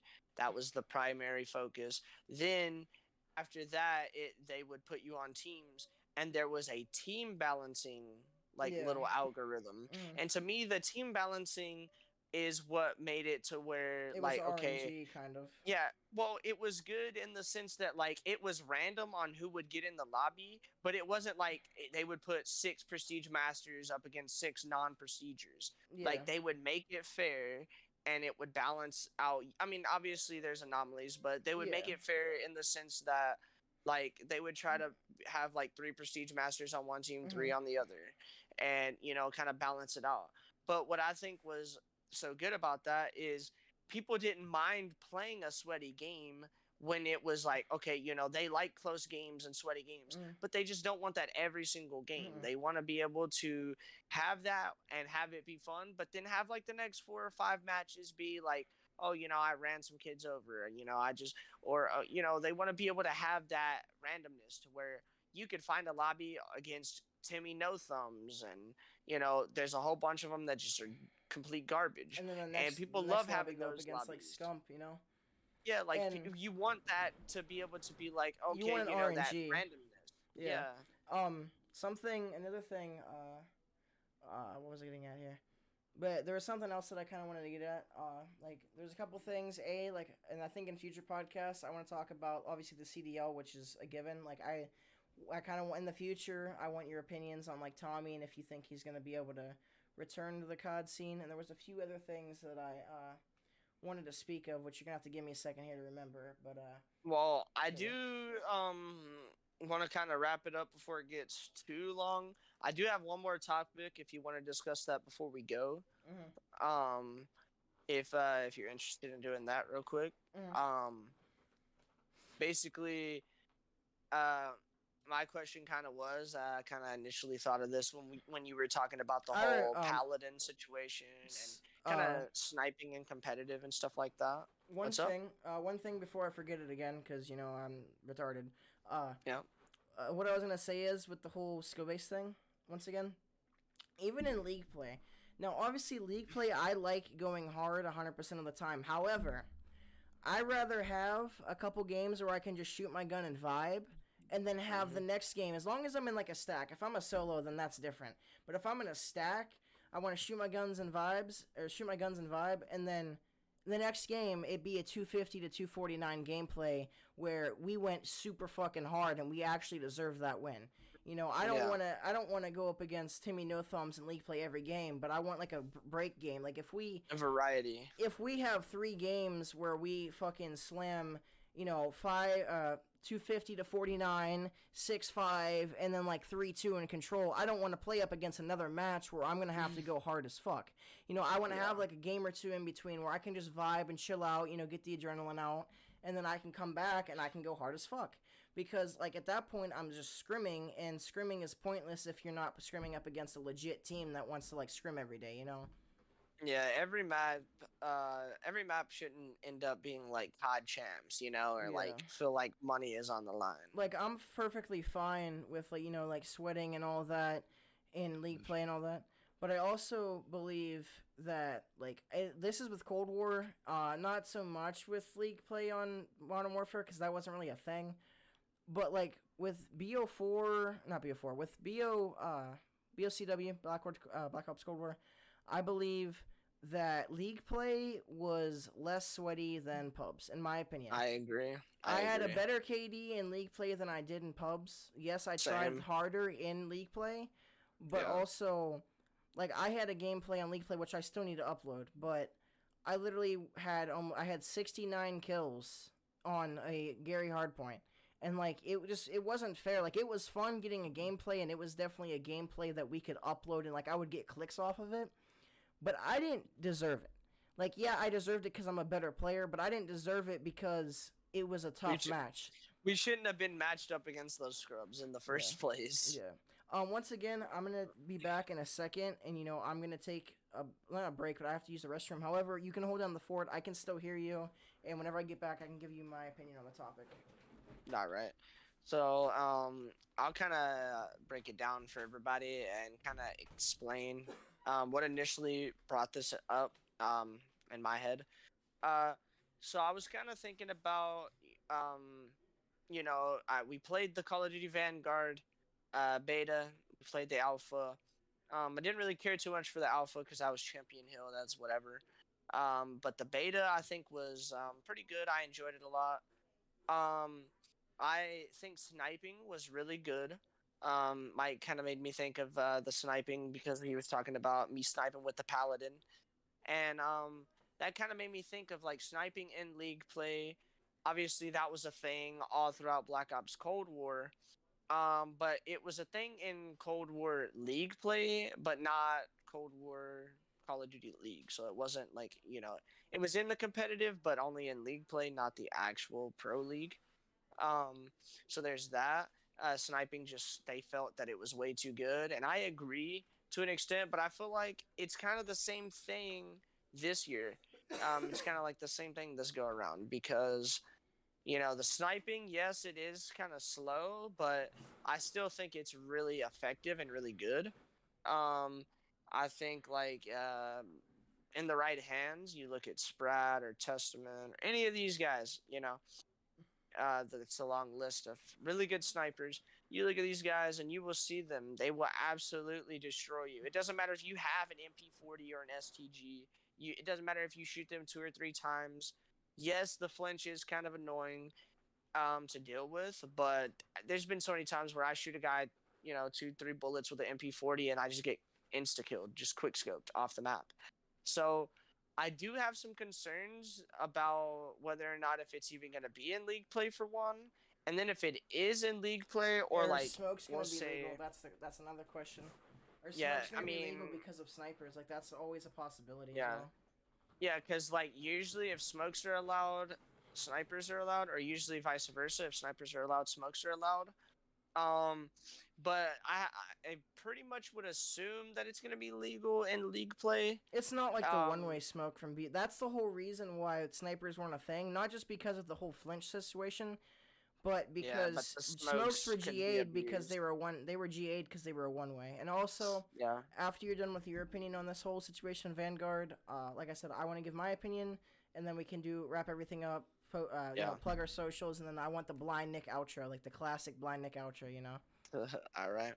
Well, basically, um, with Vanguard, okay, I am curious if you guys think it's gonna be a part of the CDL, so the Call of Duty League, and also I'm curious if you guys think it'll be in league play. Me personally, I think it will be in league play, and I think as far as the Call of Duty League goes, I think it's just going to depend on like once the pros like really get their hands on it, the game fully releases, and like if the snipers are insane, you have people like Dashy and the different snipers in the league. You have Simp and different people like that. If they're just doing kind of like what they were doing in the start of Cold War, and then if you have even people who are like Crimsix who never snipe ever, if they're able to pop pieces and do crazy things with the sniper, kind of like Cold War, then I think they'll be, G8 again Yeah, this year. I think sniping Which, needs to be something that sniping needs to obviously it has a skill gap, but it can't be something like Cold War where the skill gap for yeah, sniping, in my opinion, for CDL was very low. Like literally yeah, and anybody could pick up a sniper and quick scope. I apologize for bothering you or interrupting. nah. Just to finish my point though, all I was gonna say is, as a sniper for my team, like when I'm, I tend to be the sniper on my different teams for Call of Duty League or for league play, whatever we're playing. Wagers, whatever, yeah. I tend to be the sniper, but the case is like I don't know because it's still kind of up in the air. So like I don't know if I would even have a chance because like obviously I would have loved to have the chance to have the Tundra in my hands on, because I sniped plenty in pubs, but I didn't really get to use it in league because I wasn't a cheater. I go by the GAs. Yep. And if you don't, we're calling you a cheater. Even if it's legal, we're calling you a cheater. Me and Mike don't care. Like You're we a damn don't cheater. when we refer to cheating, we don't refer to cheating as like hacking and cheating are two different things in my opinion. Hacking is like having a software or anything exploit the game, but actually cheating is like Breaking GAs. breaking GAs, exploiting things like for instance, using a mouse and keyboard on console. Like for instance, on BO4, you can't really play wagers anymore on BO4 because everybody uses a mouse and a Zim. I don't have my Zim near me. I've used a Zim in the past, so I'll take that with a grain of salt. But it was for a specific reason. It wasn't it wasn't COD related, so that's different. However, yeah, if you break GAs or like use anything to exploit the game or anything like that, that's cheating. And then hacking is like using some third party software to give you access to things that aren't supposed to be in the game, like aimbot, soft walls, ESP, shit like that. So continue. Yeah, so basically, me being a sniper for my team, I just think it would be really great and it'd be, a nice change of pace if I'd be able to snipe, pick it up again. I think I'm pretty decent with the snipe, not just in Call of Duty, but also I was pretty good with it in Vanguard. Y'all be sure to check out my sniping video that I posted from there, from the beta. But yeah, overall, like I think it's a very fine line with snipers and with shotguns, like just anything that's a one hit in general. They're Like hard to knives, balance. shotguns, Yeah, snipers, like projectile-based weapons. yeah, they're just hard to balance them because it's like either they're usually way too weak or way too powerful, and it's hard to like because if you tell them like oh they're overpowered, they usually either don't do anything about it Or they or nerf it they into nerf them into the oblivion. ground. Yeah. And so for me, it's kind of like, I'm an aggressive sub, so it'd be like if a BZ was the sniper, but at the same time, Simp can snipe for I his team think and get this away with it. So, personally, it just I depends. think that not like the I would say not the main AR, but the flex because like they're more of like a niche situation. I think they should pull the sniper because they have the slower paced playstyle. I know that sounds kind of dumb, but snipers are typically gonna play a lot slower, especially in comp. Yeah. They're not gonna be Hey, running around well, quick scoping. But Nick, it works pretty good, I'll say, for the LA mm-hmm. Thieves. Shout out to Octane. He's gonna be Bro, I if love he has Octane. the snipe if he has the snipe in his hand. He's the main AR for their team. So if he has a snipe in his hand, that works out great. But overall, I would say just you give your opinion on like sniping, not Mm-hmm. just in league play, but also like the Overall, yeah. CDL, and Mm-hmm. if you think it'll be in Vanguard, and then Mm-hmm. I think we should just like wrap it up, call Yeah, it there. I kind of want to wrap it up at 3 hours even because we got about like 10, 15 minutes, and that way, whenever we do upload it, it helps analytics a little bit. So like, Yeah, me too. although it's a little bit longer than I know we've wanted to do it, but I think that'll give Hey, me enough time to get my opinion across, get what I like my discrepancies, and then like plug the socials plug and our then do the intro socials, or the outro. I the mean, outro and all that. So yeah, first things first, I think that sniping is in a decent spot because of the fact that we do have smokes and there is flinch. There's a few things that I think need to be tweaked before it goes into the CDL or league play. Or actually, there's quite a few. The first thing is sniper glint is almost like a flashbang. At least whatever I've seen in Vanguard, whenever I've played against snipers, I don't care about the actual sniper itself, but whenever I get hit with sniper glint and it's covering their whole face and I can't see shit, it's like why? Like that's kind of something that's broken. it's Another like the thing, strobe light yeah, from it's BO4. literally that's a joke that I made on my stream one day. I was like, this dude literally has a strobe light on a sniper, but I think that needs to be tweaked. I want it to be the brightness lowered and like made smaller, but I would still want it to be noticeable, and I still want it to be on every optic because it's a sniper. I know that sounds really dumb, but I think that'd be good for balancing. Yeah, I think for league play, I think it's going to be in there regardless because they don't really GA anything. It took them almost a year to get the LC10 and the AK GA'd from league play on Cold War. I also think that for league play, obviously not comp because comp, pros are going to not use what they're not supposed to use. They're going to not use what they're not supposed to use. They're not going to use what they're not. But I think that for league play, if there's going to be snipers, you should not. Well, in general, you shouldn't have overkill. But with snipers, you should not be able to have overkill. It should be how Lawbreaker worked later on. Another thing with the whole sniper situation, I think that if the TTK, this is always my opinion, the lower the TTK, the more balanced snipers are. Because if you have a high TTK, like BO4, for instance, I don't really complain about quickscoping too much because it genuinely takes skill. But on BO4, I'm kind of mixed because on BO4 it can take depending on your gun, it can take between like 4 and like 8 or 9 shots to kill somebody. And if you're mag dumping on someone and then they 180 and snap on you, although they are good enough to do that, you got joked because you're not sniping, And like people could say, "Oh, you should have been sniping," but like no, you shouldn't have to. It's like a meta thing. You shouldn't have to do it just to compete, Another thing, Like I said, I think they'll be in the CDL as long as smokes are. I think that they need to maybe, depending on your attachments, I think they need to dictate your flinch. So, like, if you're going to sit there and hardscope the whole time and, you have a really heavy ass gun, then make the flinch lower. But if you're quick scoping, I think that the flinch, the lighter your gun is, which is how this works in real life, the lower. Obviously, if you get shot in real life, you're not just gonna flinch. You're gonna like roll on the floor. But you know the point. So, but like in real world, how recoil and flinch and all that works, the heavier gun, the less recoil, the less flinch. Well, we don't have flinch IRL, but you get the principle. Yeah. So, but the same with the opposite. So, like if your gun is kitted to quick scope like instantly, ADS bam, boom, like you could in World War II, I think that the flinch should be higher.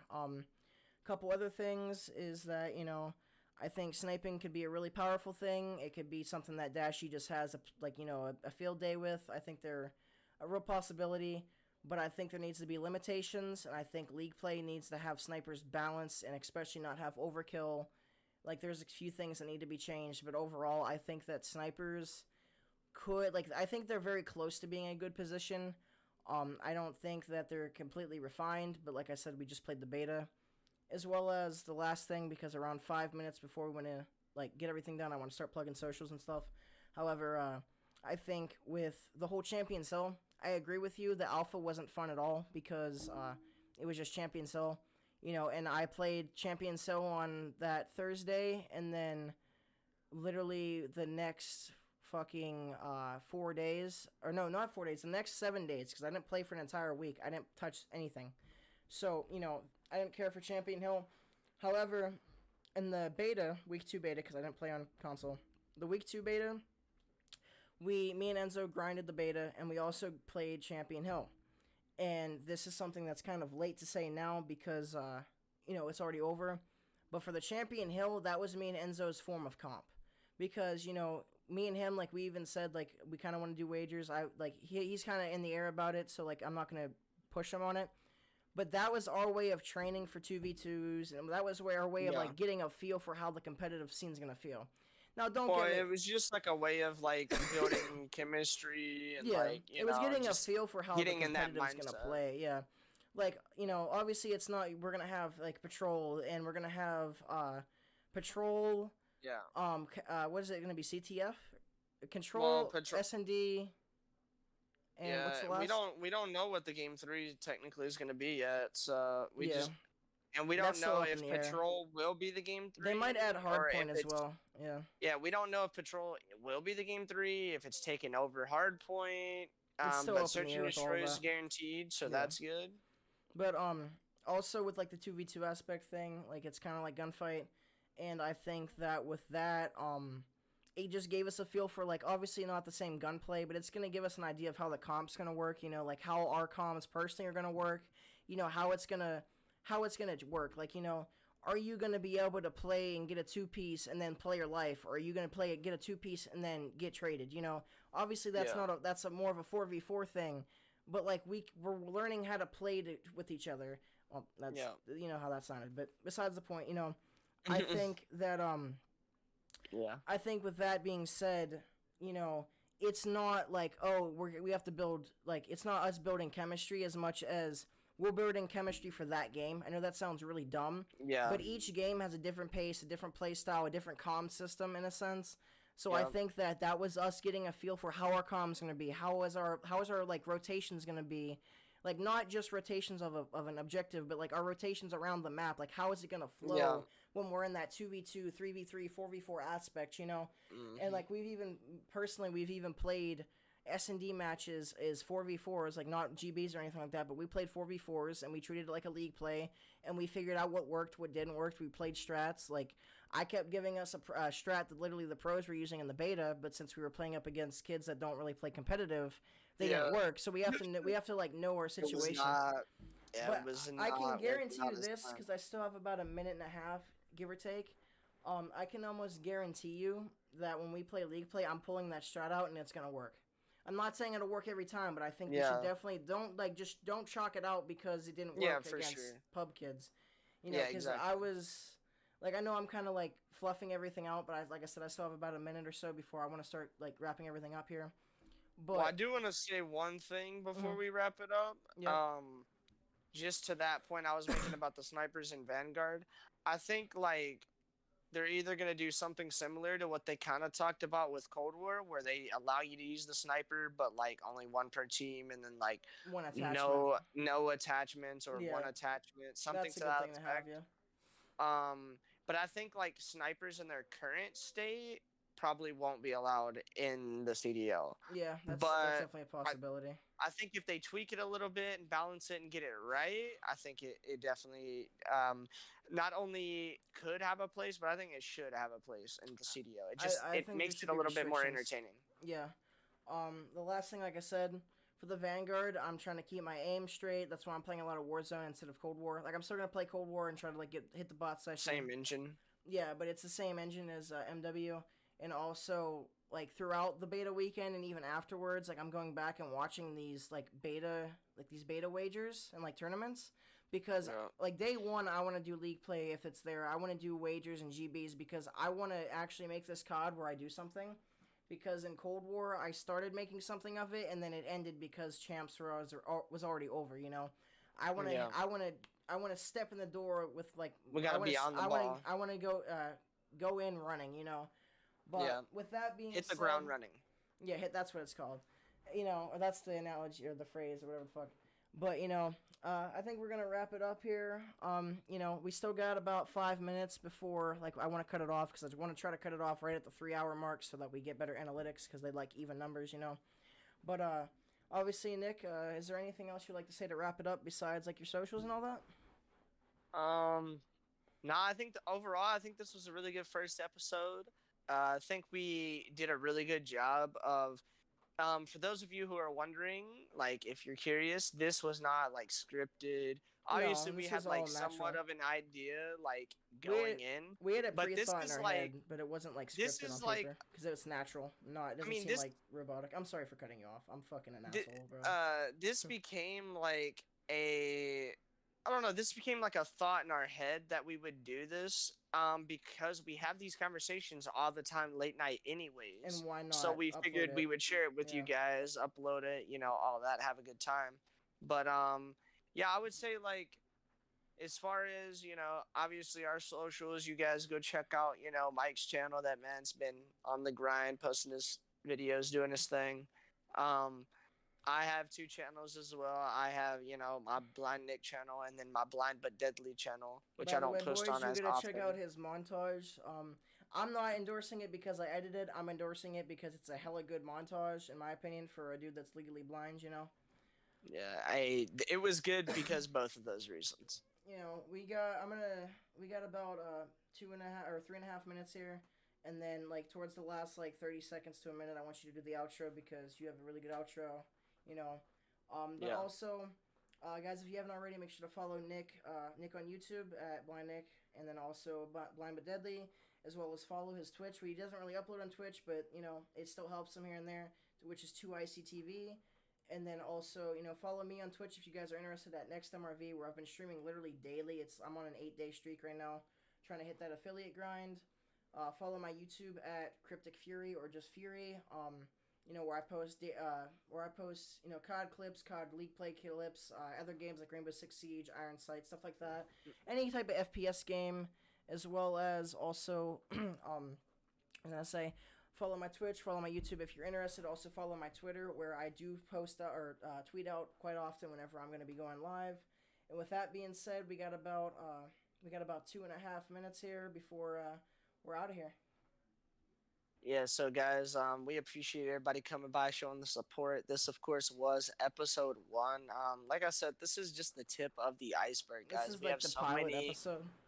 Yeah, we have so many insanely good episodes on the way for you guys. And then once we get through all of everything that me and Mike has to do, like, all the basics, like we're still not even done really covering our entire background, honestly. Once we get through all of that, because we have our whole second episode is still gonna be just me and Mike. Then we're gonna start trying to get more like guests on. We're gonna start going through our whole friend circle, and then start working with like Sukanu and different people. Like just start trying to branch out, and then try to like reach out for guests and stuff Um, like that. Nick, Um, what's up? I'm sorry to keep cutting you off. One thing, because we got about, like I said, another minute and a half left, so around the minute mark. But last thing I want to say on my end is that, you know, the support, like obviously this is my YouTube, so I have a little bit better analytics with the stream and all that. But just this, the people in the chat today have been really insane. Like we've been averaging between 3 and 5 viewers each time I peep at the screen. So the support from you guys is insane. Shout out And to you. we got about another minute and 15 left. So as always, guys, if you're watching this on the Blind Rage podcast, make sure to subscribe on there, hit a like on there if you enjoyed it. Make sure to comment if you have something to say, and also if you're posting this on if you're watching this on my channel, make sure to hit that subscribe button, hit that bell notification, as well as the like button, as well as the comments. And I'm gonna leave it without further ado. Nick, let's hear that outro real quick.